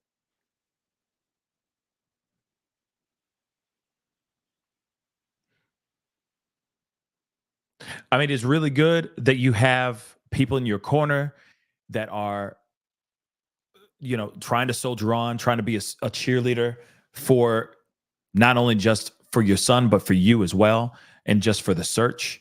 Yeah, whatever altercation happened, I mean, obviously that that happened. It is what it is. And, of course, the main focus and I agree with you 100%, is finding Sebastian at the end of the day. And so Jaden and all the other people that have been involved, we commend every single last one of them. The whole chat shows nothing but love for all the people that have been going out there and just helping. So that's, I commend every single last one of them. And there needs to be more. They really needs to be more. Real talk. So you guys are still at the meeting at the Rudder, correct? Currently, we are not. Oh, no? So where are you guys going at now? Where is it now? No, we're having a meeting tomorrow so we can figure out where our game plan is going to take us to the next location. Oh, wow. Why? I mean, we have pretty much flyered all of those areas, and we're not trying to overstay our welcome at the Rudder. Oh, okay. That makes sense. I thought maybe the establishment was, saying something, but no, the Rudder said we could use it whenever we would like, and we appreciate that, but we don't want to take advantage of it. That makes sense. There's other people that are pulling in with boats and everything else, and we held the vigil there, and we're going to find another location for us to meet at. Mm-hmm. That's what's up. Okay. Well, please let me know. You know what I mean? You got my info. I got your info. Go ahead, Seth. What were you saying? I was saying Nashville's pretty big. So yeah. Besides Hendersonville, there's other locations that don't have flyers yet. So. Right. You got to hit them all. Hit every corner you can. Absolutely. So then that's what it means. That's basically, I'm glad that you said that. So there needs to be other volunteers, other people that can help in those areas. If you are in those areas and you want to help out, okay. Hopefully we'll have some more information on how you can help out here in the very, very near future, because Seth can't be everywhere all at the same time. He just can't. So all the surrounding areas, I seriously, everybody needs to be all hands on deck. Real talk. Those flyers should be outside of Hendersonville, etc. They should be going all the way out into Memphis and beyond. Okay. So yes, Seth, of course we'll be in contact about that when you find out more information about where your headquarters is going to be moving to. I'll make sure that please let us know, or let me know, and then I'll put that information out here. I'll let everybody know about all that as well. Okay. Not a problem. I appreciate it. Of course, brother. But again, go get some sleep, go get some rest. I gotta get into the rest of the show, but I appreciate you being here and just kind of debunking things, confirming things, etc. Just clarifying a few things. We all in the chat, the family chat, etc. really appreciate it, my brother. And so I will be in contact with you very soon. Okay. So hydrate, get some sleep, and I'll talk to you very soon. Okay. Yes, sir. All right, brother. Take care. Yeah, good night and be blessed. Thank you, brother. You too. Talk to you soon.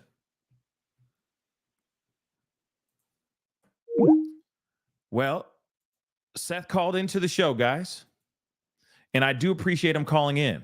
It really does mean a lot. Also, I think that there's a lot that was clarified. I think there's a lot that was clarified. You heard right then and there, live on the show, that the information about the possible sighting of Sebastian at the Speedway, that gas station and all that, has been debunked. It was not Sebastian, which is unfortunate. Real talk, which is very, very unfortunate. I was hoping that we're going to get some more information. But as you can hear, as you can tell, he's very tired. There's a lot going on, and he's one person. Yes, he has his village and his people and his family around him, supporting him and helping him out as much as they can. But at the same time, I can only imagine how heavy the weight is on his shoulders right now. So if everyone can show as much love, appreciation, support, if you can, let me just reiterate this again. please go to his Cash App. Please go over to his GoFundMe. Share the love, support if you can. That would be greatly appreciated. In fact, let me make sure I get this GoFundMe in there too. Let me just throw this in there right quick. Okay. It is now in the chat as well. So if you want to support and you don't have Cash App, but you want to support through GoFundMe, go to the GoFundMe. Okay. It's as simple as that. All right. Very interesting information that we received from Seth, and I appreciate him giving us as much information as he can give us. One other takeaway I hear is that there's not much transparency or not much communication between him and law enforcement right now. Why? He didn't really say, he couldn't really explain it, understandably. Okay. Understandably, he couldn't get into it, or maybe he doesn't really know, which is still crappy to hear no matter what. But nonetheless, you heard that. Now, I'm still curious and I still have questions about the cameras. If there were security cameras inside the house, inside the Proudfoot's home, that's what I want to know as well. But then again, I will say this too. If there are, or if there were cameras inside that house that were running during the time that Sebastian was supposed to be alive and well and inside that house, and nothing happened, then I can understand why police are looking at this and saying, we don't see any foul play.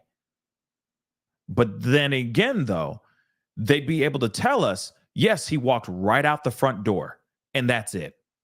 We saw him get up at this particular time and walked right out the front door. But we have not heard anything of that sort. I still would like to see all the camera footage, all the security cam footage from every place that he went to that day as well. Not only just Texas Roadhouse. If he went bowling, if he went and got big popcorn, if he went and this, that, and the third and the other. I want to see it all. I'd love to see the car fox to all of this. Okay? Because to me, something still just ain't right. Something just ain't right. And if there was literally cameras inside the house, that would debunk all the things that we are all ruminating in our minds. All the tinfoil hat ideas and even the most practical of ideas would be confirmed or debunked. But I understand that some people are saying in the chat that, oh, the cameras have been confirmed, but I have yet to hear that from anyone that is the Proudfoots or the Rogers so far. And if there is a show or a clip or a moment, please, shorty, send it my way, because I want to see it for myself. Okay?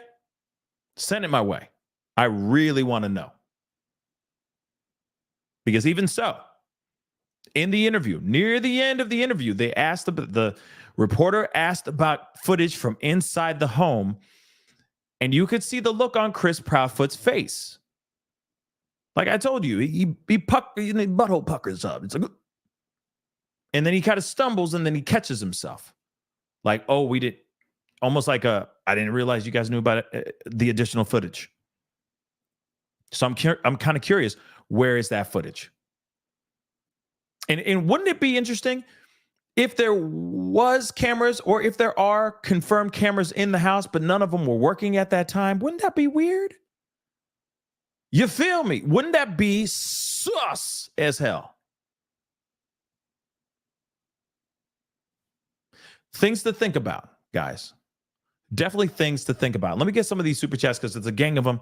Okay, like I said, I try to get to as many as I could with Seth, but at the same time, he was tired. Clock was ticking. You know, that bedtime clock was starting to, it was time for him to go to bed. Okay, so I apologize if I anger anybody. Not trying to, mess with any of y'all. But I try to get to the super chats as much as I can, as best as I can. But sometimes when it's impromptu like that, you just kind of have to roll with the punches. You feel me? So, lady, thank you so much. To be honest, if KP had full custody of Faith and Seth of Sebastian, depending on their income, they'd both have to pay child support to their exes. Motive? That's actually a good question. That's a good question. That's a good question. But again, it really is a question going towards KP because I just don't, yeah. But I mean, in 2 days, if I'm correct, or in one more day, the 10th, okay, he's supposed to be doing another, Seth is supposed to be doing a polygraph test, right?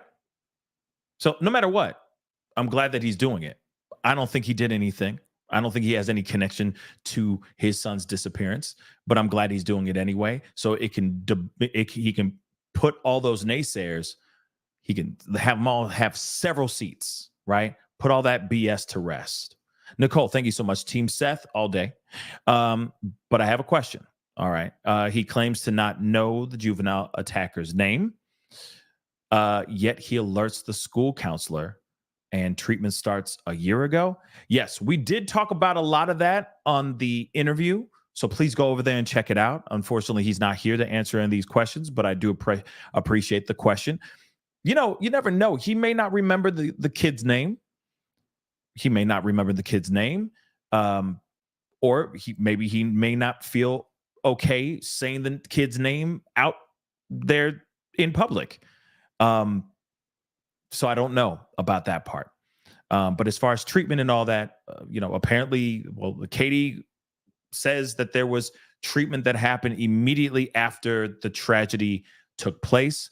Again, I'm kind of curious about if that's actually true or not, but go check out the interview, please. And thank you. Discerning. Thank you. He's part of the core team. Oh, you're talking about Jaden. I led the prayer and closed the prayer. Thank you so much for your efforts and your energy too. That was his mom talking. Channel 2 played the entire vigil. I'll take a look at that when I get some time for sure. Summer, thank you so much. Thank you for being real. I appreciate that. Thank you so much. It's hard to be real out here in these streets.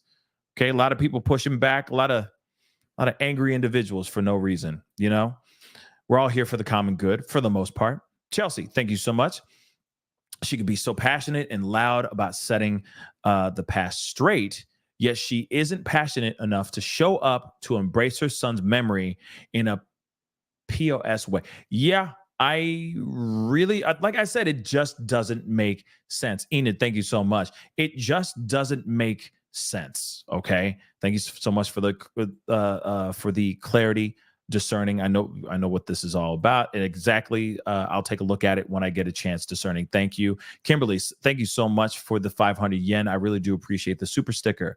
Sandra, thank you so much for the $20 super sticker. Thank you. Swifter, thank you so much. So lame law enforcement investigation.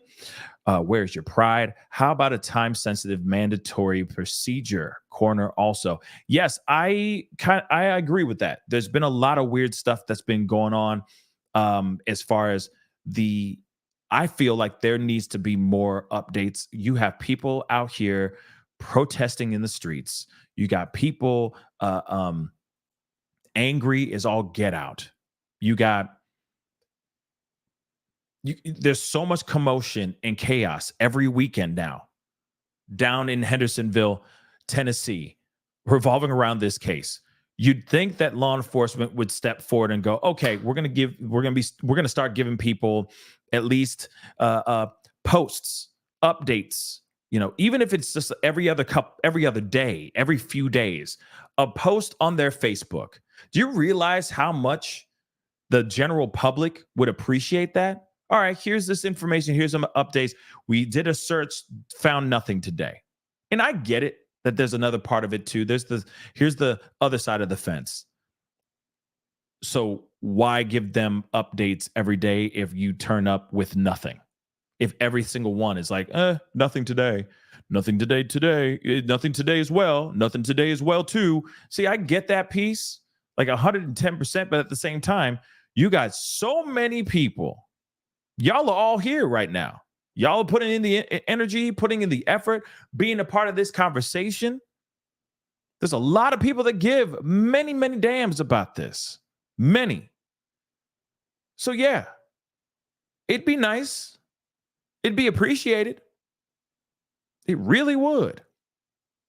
But I still don't understand why they're sitting here going, no, we don't suspect any foul play, but we can't sit there and deny that there's any foul play.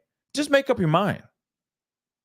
Like I said, where is that obsessed, hyper-focused detective that believes one or the other, right? Either foul play or no foul play, and show the proof. Not, we're just sitting on the fence. We just don't know. No. This kid is nowhere to be found. Where is he, man? Where is he? No foul play? You're telling me this kid just walked on his own, barefoot, with supposedly a little flashlight? And that's all he's living off of. He left with no money, no cell phone, not a damn thing. So you're telling me there's no foul play? Okay, so if he was to be taken, doesn't that count as foul play? Last I checked, it was. So no one just vanishes like this on their own. No one. That's foul play. At least that's how I see it. Okay? That's how I see it. Melly, thank you so much for becoming a member. Lucci, thank you so much for the 70 czar. I really do appreciate the super sticker. Misty, thank you so much. Katie's actions is not actions of a heartbroken mom of a missing child. Yep. That speaks volumes. I agree, Misty Fisher. Thank you so much for the support. I really do appreciate it. I couldn't agree more. Yeah. You're out here. You're doing all this. You see how Seth is operating out here in these streets. You see how he's operating like a father who is concerned and wants to find his son. And then you see the other two vacating hours away from their home.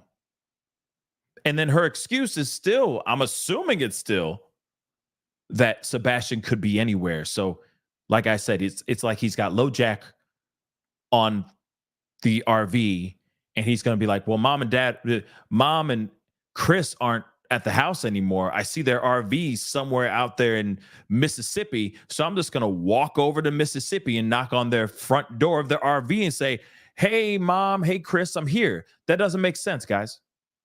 So they can miss me with that nonsense. She can miss me with that nonsense. They're vacating. Period. And it's heartbreaking. And I hate to even say this, but I have to say it anyway. Just because that they're on, we got to say it. We just do. To keep it even. Just because they're vacating right now, it's not an admission of guilt. It feels so bad even saying it out. Like that coming out my mouth did not feel good. Not one down. I want to, but we have to say it. Just because they're out there vacating does not mean that is an admission of guilt. But the court of public opinion, this looks very bad. Same thing with Chris not doing the polygraph. Him not willing to do the poly is the dumbest thing in the history of crime. Okay? But at the same time, it does not automatically mean him the bad guy, even though it is. You know what I'm saying? Unfortunately, I gotta say it. I don't want to say it, but I gotta say it, guys. Let's continue. Lady, thank you so much. Why would K and C have to pay Seth child support? Oh, well, that's a question I think he would have to answer some other time. Okay, Nancy, thank you so much. Ask Seth. Can't do it now, but if they get SSI for Sebastian, that's a good question. We're gonna have to. I said it now. He may be listening right now, so hopefully next time he comes on the show, maybe he'll be able to clarify those things as well. Kate's boo. Are they keeping you informed? He did say that they're not really keeping him informed. He's been in the dark, just like this body that has been found. They have not identified the body yet. He did not know anything about that body being found, which is very, very interesting nonetheless. Wilted Lettuce, Thank you so much. Please tell Seth to quit taking the high road. You know what? I know why you're saying that, and I get it. But he still has to be diplomatic as much as he can, because there is no smoking gun evidence of any wrongdoing coming from the Proudfoots as we speak. And given the fact that we don't have Sebastian right now, they're still in the clear. We would have to hear Sebastian. We would have to hear it from Sebastian's own mouth, or God forbid he is found unalive, and then they do their autopsy and they're able to trace any of the wrongdoings that may have happened to him back to the Proudfoots. Like I said, it's Sebastian that holds the key here. He needs to be found so that we can either seek justice on the Proudfoots or seek justice on somebody else. It's pretty crazy, but yeah. Tipsy, thank you so much for the 50. Wow. Thank you, Pascal, for clarifying and bringing us facts. Thank you so much. I really do appreciate it. Thank you so much for your love and your support. I really do appreciate it. June, thank you, chat and mods. Yes, to all you mods and the new one. Hello. Much love, Seth. Yes, I'm sure he's still listening or watching, and I'm sure he really appreciates it. Just chill. Can Seth expand on, if you see Sebastian, give him food and water, but don't let him inside your house. Praying he will be found soon. That is a good question. I'll keep that in mind for next time we have him on the show. Raging Cajun, thank you so much for the $1. I appreciate it. Thank you so much. Just call me T. Thank you so much. Terry said on live earlier, Seth's friend, that CP, Chris Proudfoot, was not home, but he was not where he said he was either. She knows Seth.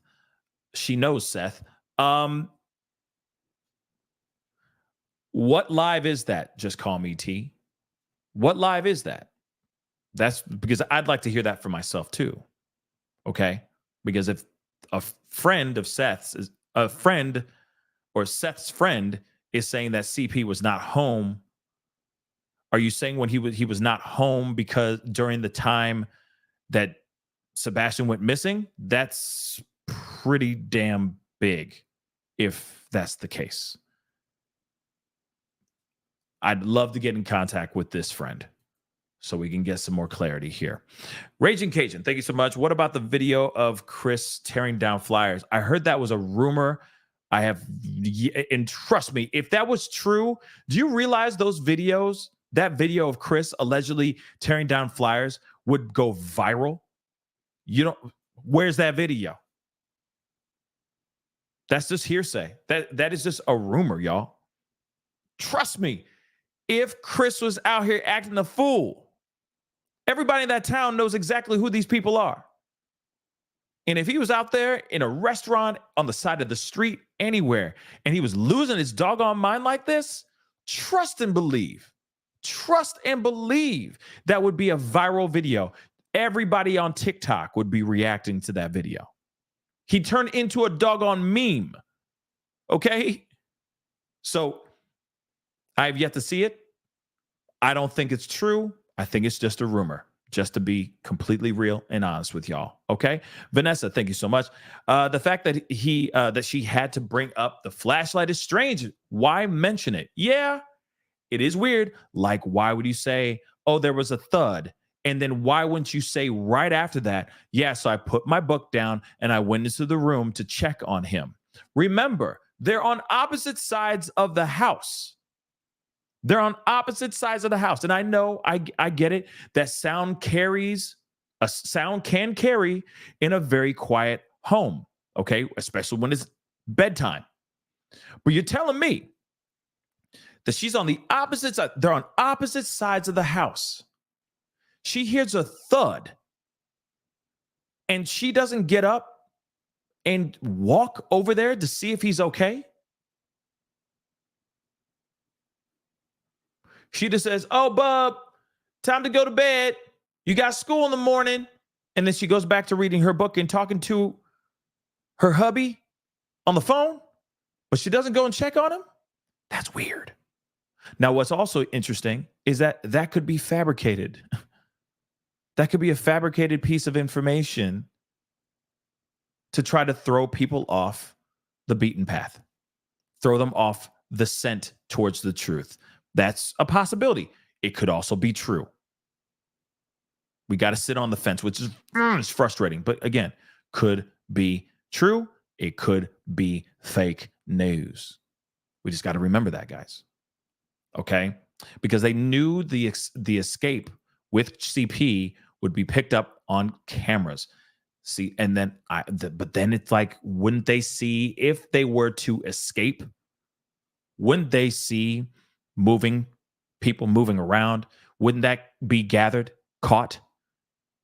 They saw somebody with a flashlight pushing a trash can, right?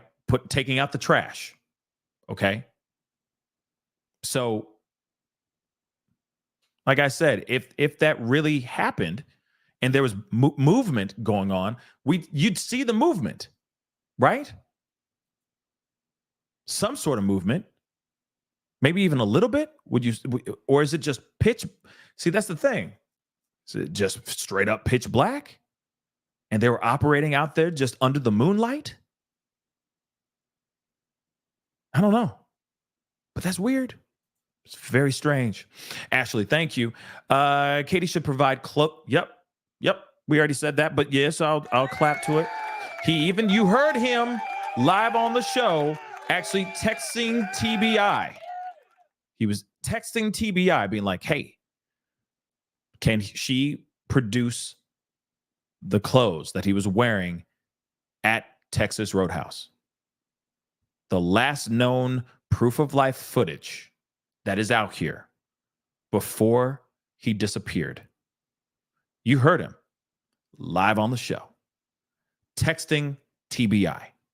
So now, because you know for a fact TBI might be watching a little bit of this. So, hi, sup TBI and local law enforcement. Please look into that. Don't sleep on it. Ask the Proudfoots for that information to produce his clothing, and also make sure it's real, like it's really his clothes, like they didn't go to some local place where they bought the clothes before and rebought his clothing. Okay, make sure that clothing is worn, and also check their debit cards and their credit cards to make sure that they don't go to a Marshalls or a TJ Maxx or a Nordstrom Rack or whatever you want to call a Kohl's to get this stuff again. Okay, make sure you do your due diligence. That's all I ask. Because if they don't have the clothes, that tells you something. If they do have the clothes, then hey, we put that to rest. Okay. The footage, he said he was wearing black PJs. So if she can't, then she's guilty. Yep. Absolutely. We did talk about that. So he did send out a text message. Yes. And I'm happy. We heard it live on the show. He was saying it as he was texting it, which is beautiful. Aaron, thank you so much. Please ask Seth. He's not here anymore, unfortunately, but I'm going to read it anyway.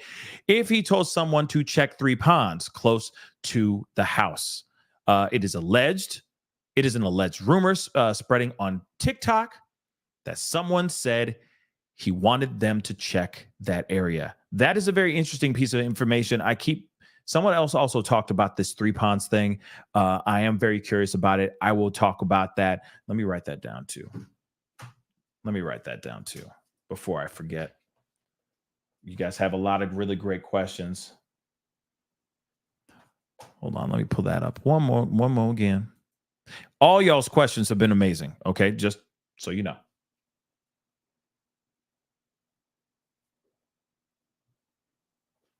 But I'm definitely, because somebody else asked about that before. So I want to make sure I have that burned into the brain matter. Stacy, thank you so much for the super sticker. Bonzina, or Bozina, sorry. Thank you so much. Thank you for everything you do for Sebastian. Please ask Dad. Someone check the neighbor for. That's a good one too. I remember we talked about that a while back. Okay. We did talk about that in the very, very beginning of us talking about this case? And that's a very good question. I am kind of curious about the registered SO that allegedly lives in the area as well. I'm wondering if there has been any look in that general direction. So yes, thank you so much for that. Nickel, thank you so much. Did Sebastian look the right age in the photo Katie took at the Texas Roadhouse? He looks more mature in his Christmas photo than that one, because that photo is old. Just so you guys know, that photo is old. It is not the photo. It's not like they took a selfie on the night before he went missing. That was on another time, in another, that was at the same, I'm assuming it's the same Texas Roadhouse, but it's a completely different day, just so you guys know. All right. Lucci, thank you so much. Please tell Seth we in South Africa, I think, are every day for him and Sebastian. Our pastor, I think, our pastor did a prayer. God is with him. Thank you so much. I really do appreciate that. And if Seth's still listening, I appreciate it. I'm sure he appreciates it. Primrose, thank you so much. Seth, on Smiley's story interview with them, CP said cameras would catch Sebastian sneaking snacks at night. Oh, if that's, I'm going to have to re-listen. But that's a long show. Can somebody find that and just send it to my ass? That would be really appreciative. Okay? That'd be really, really appreciative. And something about a camera at front door too. Ha! Interesting. Okay. So if that is true, then there is footage. There would have been footage. There would have been some sort of footage. Man, I'm going to try to find that clip. Give me a second. Man, you guys are coming in with the questions.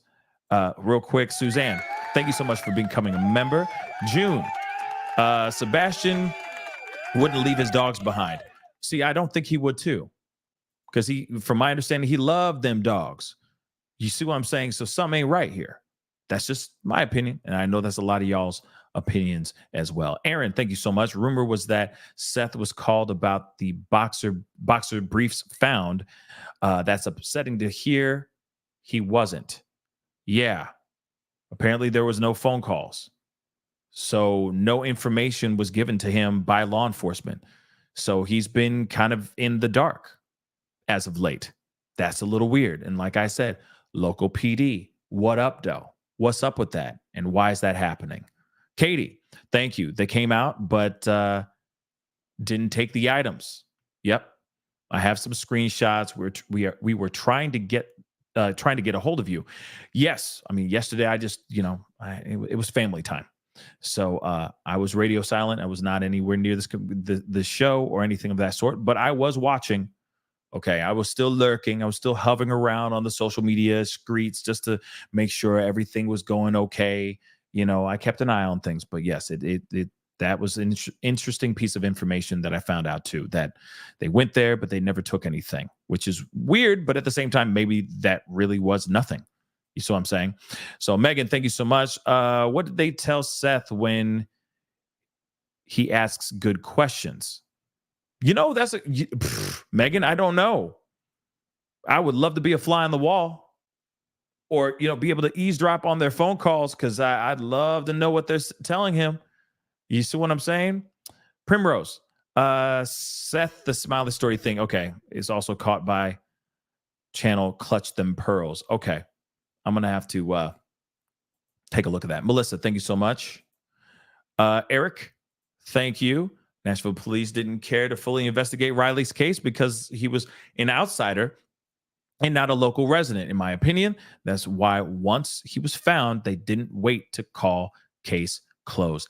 When it comes to Riley, which is a whole other conversation, but I do appreciate the super chat. Yes, I agree. 110%. I feel that they were worried about tourist money. They were worried about making people scared and worried out here. Because summer's coming, people are still vacating for summer, for spring break and whatnot. They want that money to stay rolling at an all-time high. If you are out here, if they have a young kid, college kid, which a lot of those people that will go there and patron all these bars are around his age, so they're all going to be able to relate to a certain extent. If you find out that that particular person's case is unsolved and you're still trying to find that mother lover, yeah, people are not going to want to go and patron and run around sauntering around out here drunk in Nashville. So yes, they're going to lose money. So they sit there and go, okay, we got to do everything we can to nip this in the bud. We're trying to play this low key, but this case became huge. It was impossible for them to try to play this low key, but they still eventually did it anyway, which is interesting.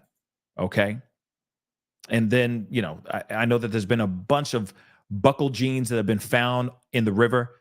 I will let you guys know right now, just as far as the Riley Strain thing goes, all the buckle jeans that have been found so far do not match the jeans that he allegedly was wearing that night, just so you guys know. Okay? Just so you guys know.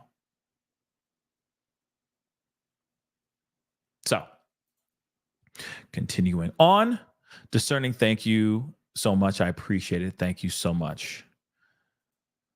Melissa, thank you so much for the 2. I appreciate it. Josette, God, please bring Sebastian home and bless Seth. Yes, yes. Bless Seth and all the family that are involved that are out here looking for Sebastian right now. Real talk. Melissa, Seth, ask PI about 3 pounds. Okay, we're going to look into that for sure. I'm going to talk to him about it for sure. Okay. KC, thank you so much. Will Seth be able to take a lie detector being on meds? You might tell him to ask. You know what? That's a good question, and I will ask him or tell him that too. Mandy, thank you so much for the super sticker. Tio, I think we should be calling them the evil feet. Yeah. As they're not anything for us to be proud of. Hearing their name just makes me sick. I think a lot of people feel some type of way about that for sure. Audrey, God gave her one of his most special children, and those 2 POSs emotionally aid him and degraded him, then disposed of him like trash, literally. Yeah, I mean, potentially, allegedly, okay? Potentially, allegedly, okay? Katie, they also need to ask about the trash company looking into it because possibly only ran with private company trucks who don't come until 6 a.m. Yeah. I mean, they were looking in landfills in Kentucky earlier in the case, earlier in the search. So I'm kind of wondering as well, who's the company?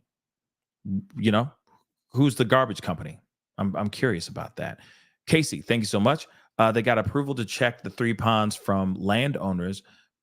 Please let Seth know to contact Christian. I will write that down about Christian for sure. Okay.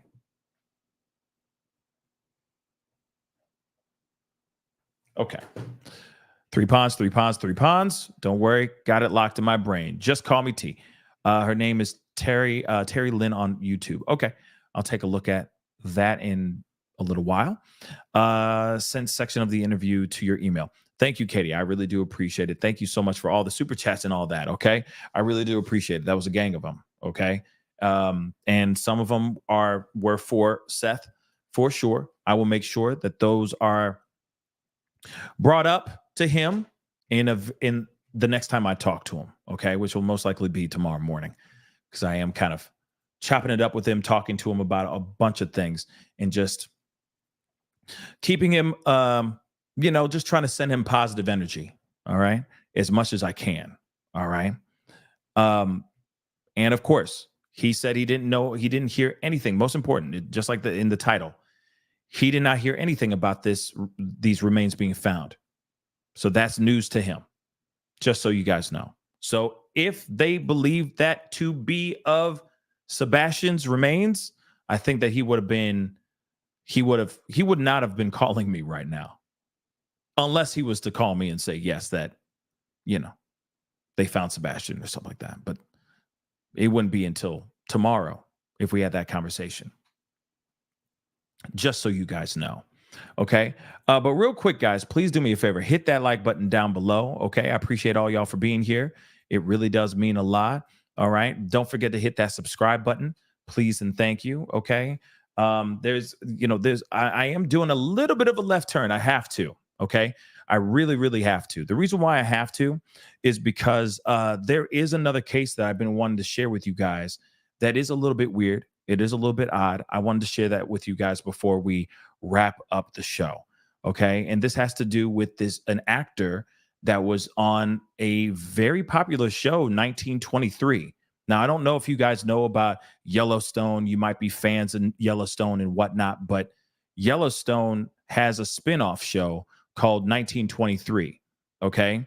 And this young man, this young actor, Cole Brings Plenty, was found unalive, allegedly in his car.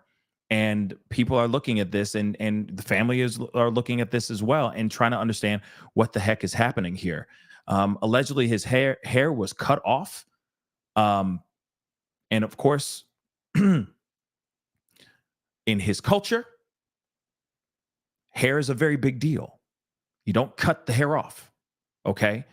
So some very interesting things that I wanted to share with you guys. All right. So I wanted to talk to you guys about that really quick. Just to sprinkle some information real quick.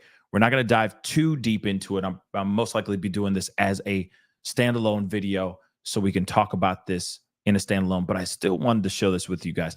No, he was not scalped, just so you know. Just so you know, his hair was cut. It was not scalped, just so you guys know. All right. But it is very interesting. And of course, it's not good to cut the hair. This is the information that I've heard thus far. It's still very brand new to me, but I wanted to sprinkle a little bit of that information in here. I see a bunch of you guys in here. This story needs more light under the sun. People need to know about this case as well. All right. And there is a family that's grieving that wants to get down to the bottom of what happened to their son. And he was on a very popular TV show. Okay. A spinoff show from Yellowstone. I mean, that's big. Okay. So I wanted to share this with you guys. All right. So missing 1923 actor Cole Brings Plenty is found unalive. Okay. He was 27 years old. He was found gone in Kansas days after his family reported him missing. All right. So I wanted to share a little bit of this. Okay. We're going to sprinkle in this as best as we can. Okay. I know the show I know that it's getting late. All right. So let me share this with you guys. So Cole Brings Plenty. This is Cole Brings Plenty. All right. Just so you guys know. And he was on a very popular show. Like I said, again, Cole Brings Plenty. An actor in the television series 1923 was found unalive on Friday in Kansas after his family reported him missing earlier in the week. The Johnson County Sheriff's Office said in a statement that its deputies found Mr. Brings Plenty in a wooded area in Johnson County, which borders Missouri. The deputies have been responding to a report of an unoccupied vehicle and found him dead in an area away from it, the statement said. So I apologize. So his car was there and he was found not in the car. He was found outside of the car. I apologize. Okay, so correction. All right. The office did not provide a COD. So they have not provided a COD as of yet. And I'm wondering why, right? There may be more going on to this. Maybe they can't tell what happened to him right off the bat, but they're going to do everything they can, I'm sure, to dive into this and figure out what the heck's going on. Mr. Brings Plenty, who identified himself as, and I can't pronounce this, okay? I'm not even going to try to do it that disservice, all right? But he was on his Instagram. This is how he identified himself on Instagram, all right? He played Pete Plenty Clouds, a Native American sheep herder, On the television show 1923, a prequel to Yellowstone, the show depicts the A toward Native American children in boarding schools established or supported by the government. In May 2023, he and his uncle visited the Senate Committee on Indian Affairs in Washington to talk about the boarding schools and other issues affecting Native Americans. Mr. Brings Plenty. His acting credits also include the Western TV show Into the Wild Frontier, the Tall Tales of Jim Bridger, okay, and I'm sure a slew of other things as well. His father, Joe Brings Plenty Sr., confirmed his son's demise in a statement that he shared, that was shared by a family spokesperson. All right. Now I do also have it here. He also has other family members speaking out as well, or putting out a statement, which we're going to read here in a second. Okay. It says here, we would also like to thank everyone who came to walk beside us as we searched for my son and provided the resources we needed to expand our search areas. Now, Mo Brings Plenty shared a missing persons poster on social media that said his nephew went missing on March 31st and had missed an appointment with his agent, which was quote unquote uncharacteristic of him. The poster said that Mr. Brings Plenty had last been seen in Lawrence, Kansas. So the police department said in a statement that it had submitted an affidavit for the arrest of Mr. Brings Plenty after the police identified him as a suspect in a case of DV that happened on the morning of March 31st. The police said that officers had responded to a woman screaming for help in an apartment in Lawrence, that the suspect had fled before officers arrived. This incident involves allegations of DV, which limits the amount of information we can share to protect the victim. The police said that Mr. Brings Plenty's family had contacted them, expressed concern, and reported him as a missing person. Mr. Brings Plenty was found about 28 miles southeast of Lawrence. Some really sad stuff, guys. And of course, how he was found, etc., I'm sure is really just devastating. Now, his uncle made a statement, and I wanted to share that with you as well. Okay. Says, I am deeply saddened to confirm that my son, I'm sorry, this is okay. So just so you know, Joe Brings Plenty is the father. Okay.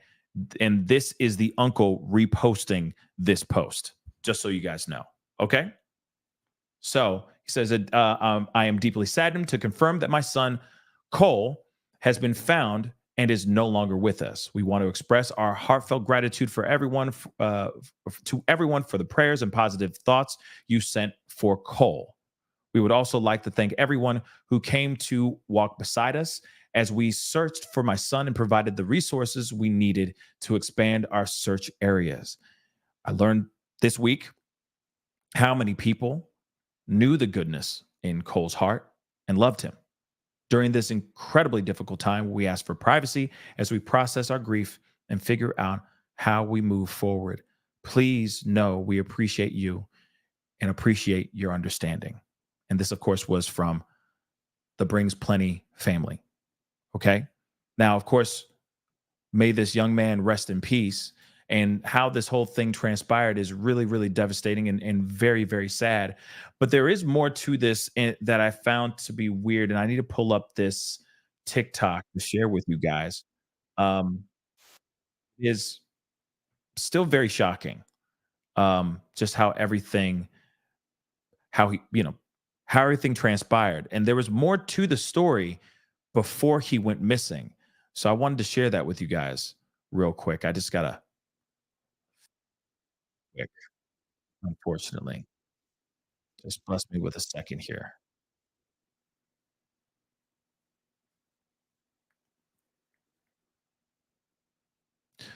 There she blows.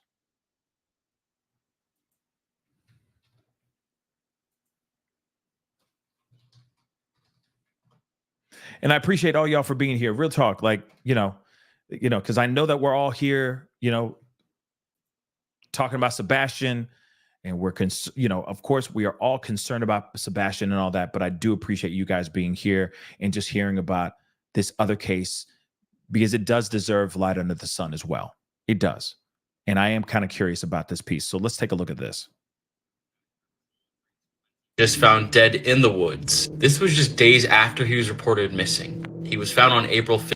27-year-old actor Cole Brinks Plenty was just found dead in the woods. This was just days after he was reported missing. He was found on April 5th after deputies came to search an unoccupied vehicle. They found a deceased male inside with his hair cut, which was identified as Cole. The cause of death is still unknown as of right now. I would like to address the hair cutting comment because there's a lot of misinformation going around TikTok right now. His father wrote how somebody cut his hair the night before his son disappeared. Somebody that was there wrote about the situation. Cole was assaulted when his hair got tangled in some wires while in a mosh pit. Someone was trying to help him get out of the wires, and somebody came out unexpectedly and cut his hair. For the indigenous community in this case, hair is very important. So for that random person to do that, it's just so messed up. I'm not sure if this person or Cole had any beef before. Definitely sad to hear about that. Cole's cause of death has not been released yet. He was literally found less than 24 hours ago, so we don't know what happened yet. But this is just such an unfortunate loss of life here. I'm curious to see how this case goes and what happens in the end. I'll keep you guys posted.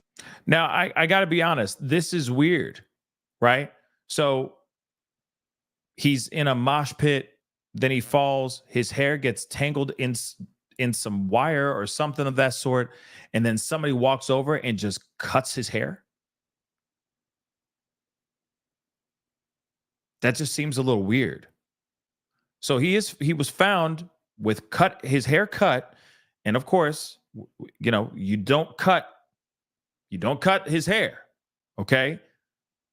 That's part of his culture, etc. But I am kind of curious if there was some sort of beef going on. Did he have some issues with somebody, etc.? That is just a very, very strange situation. And of course, no matter what, this is a case that deserves to just be looked at, right? It doesn't make sense. And the car was found, and then he was found outside of the car. Another thing they said, which is also important, they said his cause of demise has not been, they have not said details of his cause of demise. Why not? Yeah, that's the one question I have. Laura Lane, is this some sort of hate crime? Is he a victim of something that happened because of his culture, because of his race, because of his beliefs, etc.? I'm quite curious about that. The other thing too is, let's not forget, there was an alleged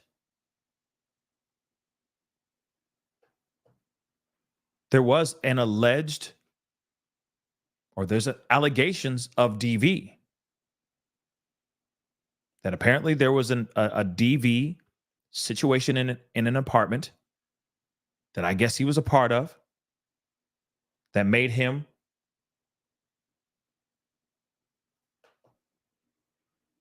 run away. So I'm quite curious as to what is up with that and what is the connection to all of this. Could the mosh pit situation have something to do with the reason why he ran off as well? Could have it been something that transpired or, continued, right? It's just something to think about. Like I said, it's questions. I don't know how much of it is like I said, we just got to ask the questions, right? We got to ask the questions. I do find it weird that this happened to this young man. He was on a very popular TV show. He's an actor. And then all of a sudden he runs off. He was missing for a few days and then is found unalive, away from, not in his car, but outside of his car.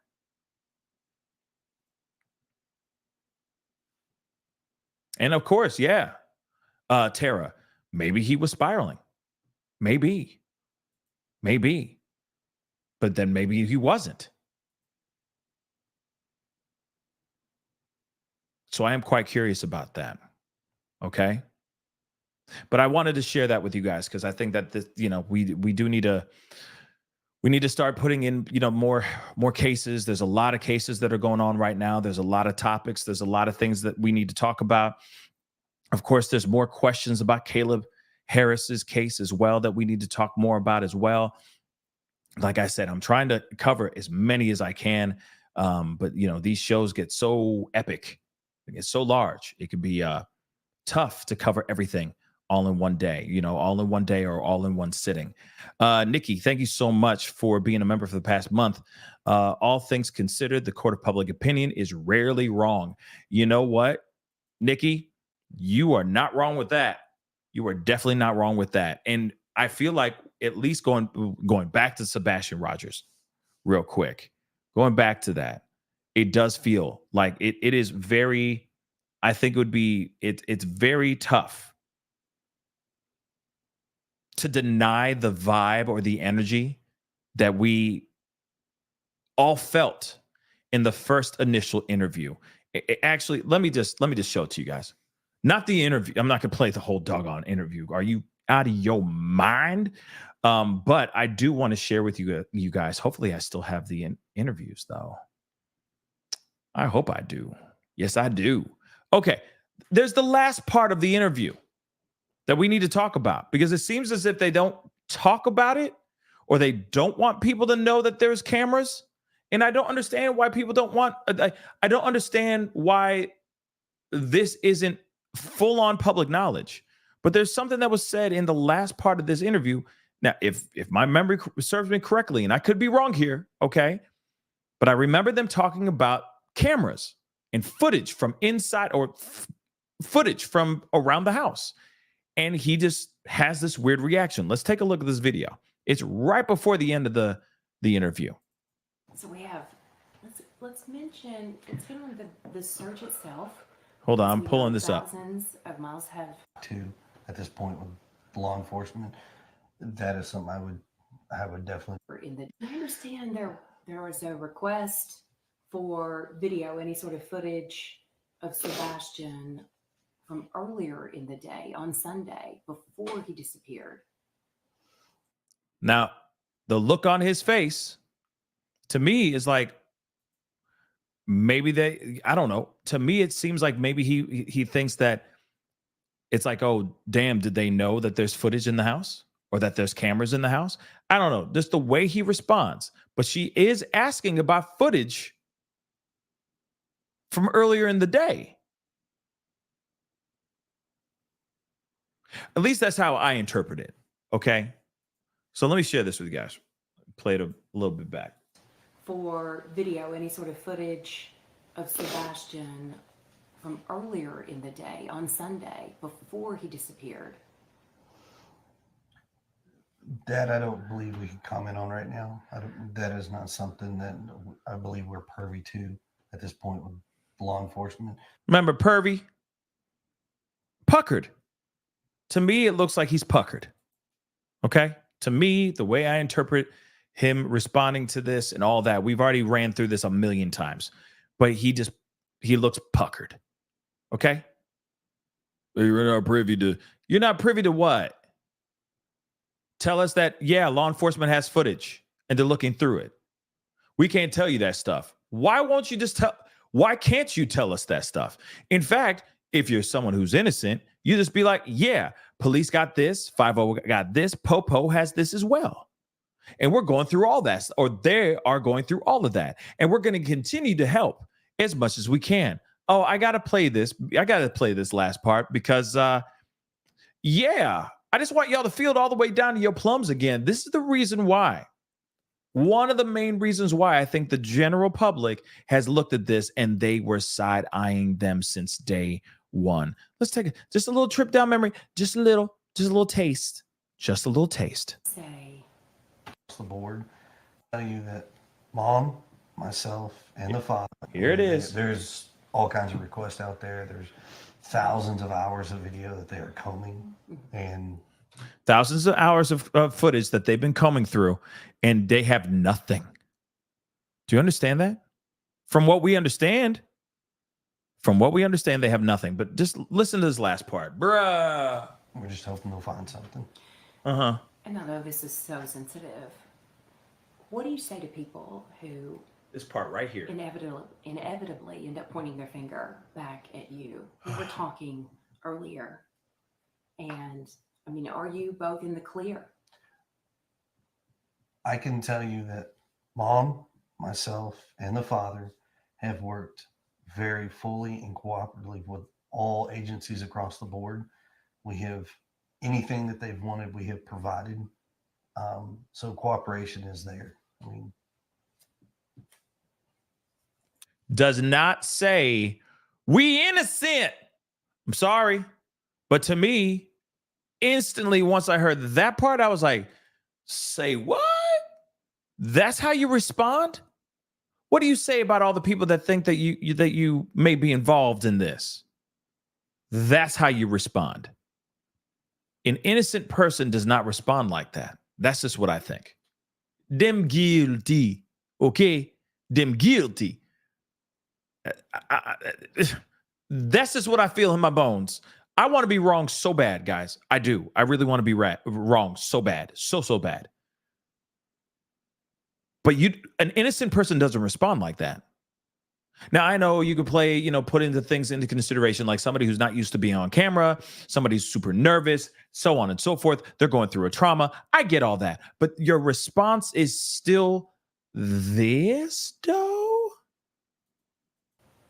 I can tell you that Mom, myself, and the father have worked very fully and cooperatively with all agencies across the board. We have anything that they've wanted, we have provided. So cooperation is there. I mean, What do you? He didn't really answer the question either. Hold on. Let me roll it back. Let me roll it back. I know we already did this like 15 million times, but it's been a while. And we in the pocket right now. Let me roll back one more time. Let me go to her question. Let's make sure he's actually answering the question properly. Okay? we're just hoping they'll find something. And I know this is so sensitive. What do you say to people who inevitably end up pointing their finger back at you? We were talking earlier. Okay. And I mean, are you both in the clear? I can tell you that Mom, myself, and the father have worked very fully and cooperatively with all agencies across the board. Mm-hmm. We have anything that they've wanted, we have provided. Yeah. So cooperation is there. Okay. Just so you know, he didn't even answer the question. He didn't even answer the question. All he said is we're working cooperatively with law enforcement. He did not say, yeah, we're in the clear. He did not. Just so you know, she said, are you cleared? Have police cleared you? I'm obviously summarizing what she said, right? Did they give you the clear? Whatever. He didn't answer that at all. All he said is, we are cooperating with police, and we are working with them. That is it. And I've said this before. I know I'm beating a dead horse now. Okay. But that was the perfect time for you to sit there and go, I'm innocent. My wife is innocent. Seth is innocent. We don't know where he is. So any person that's out there thinking that we've done something bad here, we did not. He just says we're working hard. We're being cooperative. Puckered. So, just a little quick trip down memory lane. It's because of the information. It's because you got Mama Meryl Streep in like a mug. Okay. Like I said, summoning her time when she did what's that play? Now I'm forgetting. Our Town, when she was in high school. So she's just summoning her best Meryl Streep. That's the vibe I get. All right. So she Meryl Streeping out here. He trying to do the holding it down, good old boy. Trying to be alpha. Being the Rock and all that. Not Dwayne Johnson, but you know what I'm saying.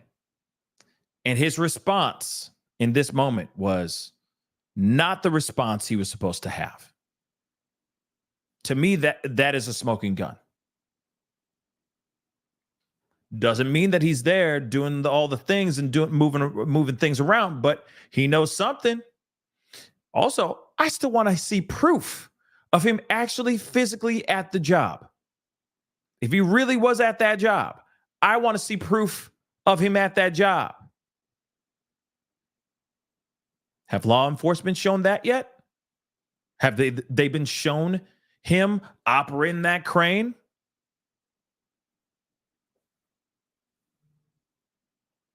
Is there proof of him walking around with his lunch pail and wearing his workman's hat, drinking 3-day-old coffee and eating sandwiches with other coworkers? I want to see that.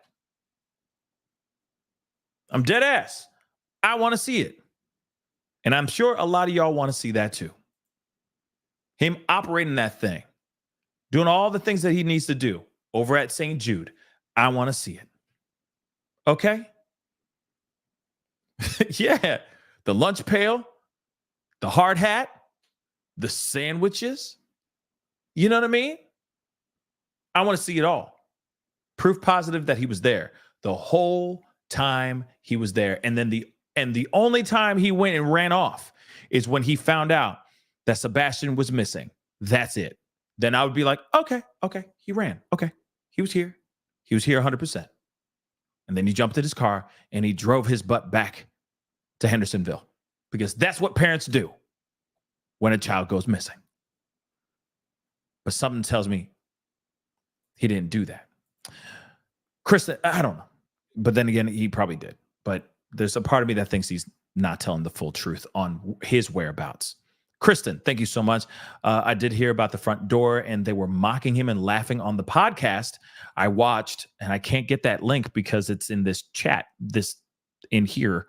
But thank you. Okay. I think somebody did send it to me though as well. Okay. Katie, thank you so much. My clip is saying people would have been seen. Okay. I'll take a look at it when I get a second for show. Kristen, thank you so much. Welcome to the family. Thank you so very much. I appreciate it. Yes. Yes. I appreciate all the love. Thank you so much. Okay, guys. But still, we still don't know what's up. And that's the thing too. What about the front door? I am quite curious about the front door as well. We're going to look at it. Stick around, guys. We're going to look at this. Wait, hold on.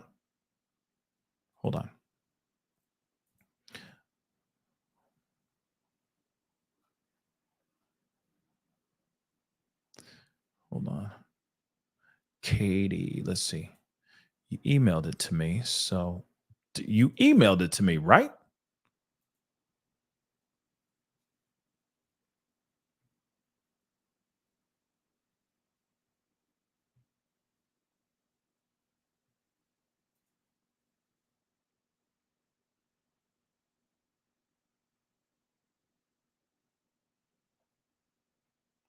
What?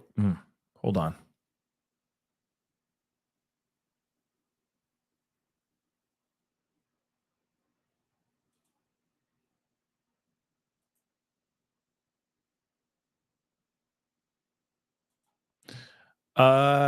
Wherever you sent it to me, Katie, I don't see it.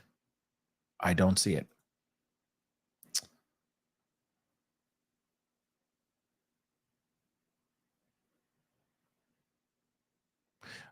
see it. But if it does show up, or if I find it elsewhere, maybe it's in the TikToks. I don't know. I do not know, guys. I do not know.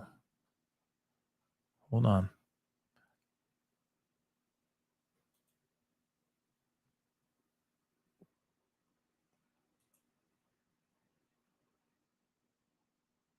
Yeah, I don't see it.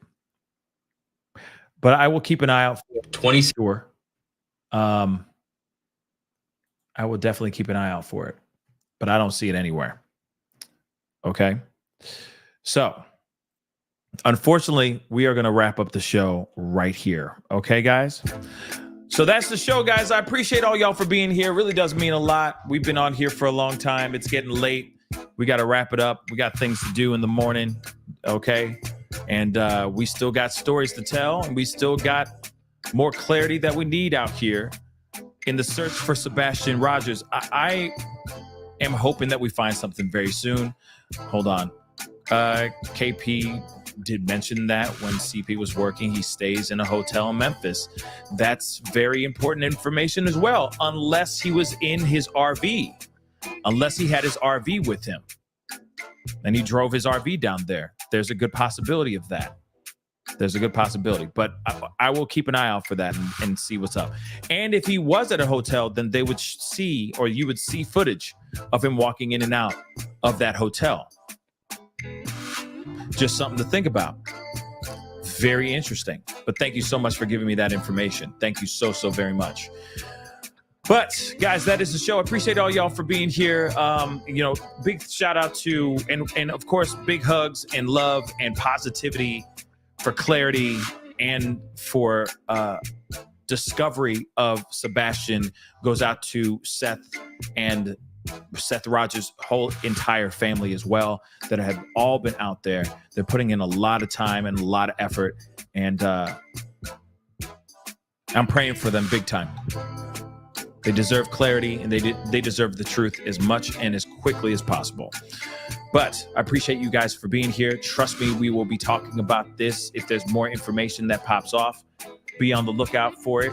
When it does, make sure you hit that like button down below. Crush it. Hit that reaction button. If you're watching on other platforms, that'd be greatly appreciated. Do not forget to hit that follow button if you're watching on Facebook, Instagram, TikTok, Twitter.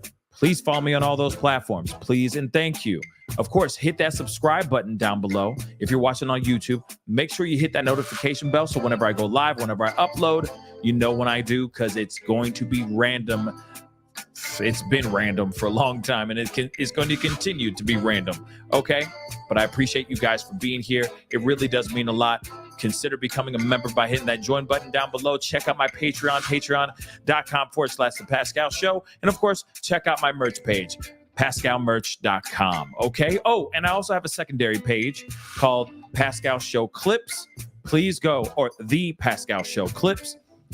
Please go check that out. Subscribe over there as well. I am taking clips from shows, interviews, etc., like the one that we had tonight with Seth, and putting that out as a standalone over on the secondary channel so that you don't have to dig through this one and try to find it and put in all that work. Okay?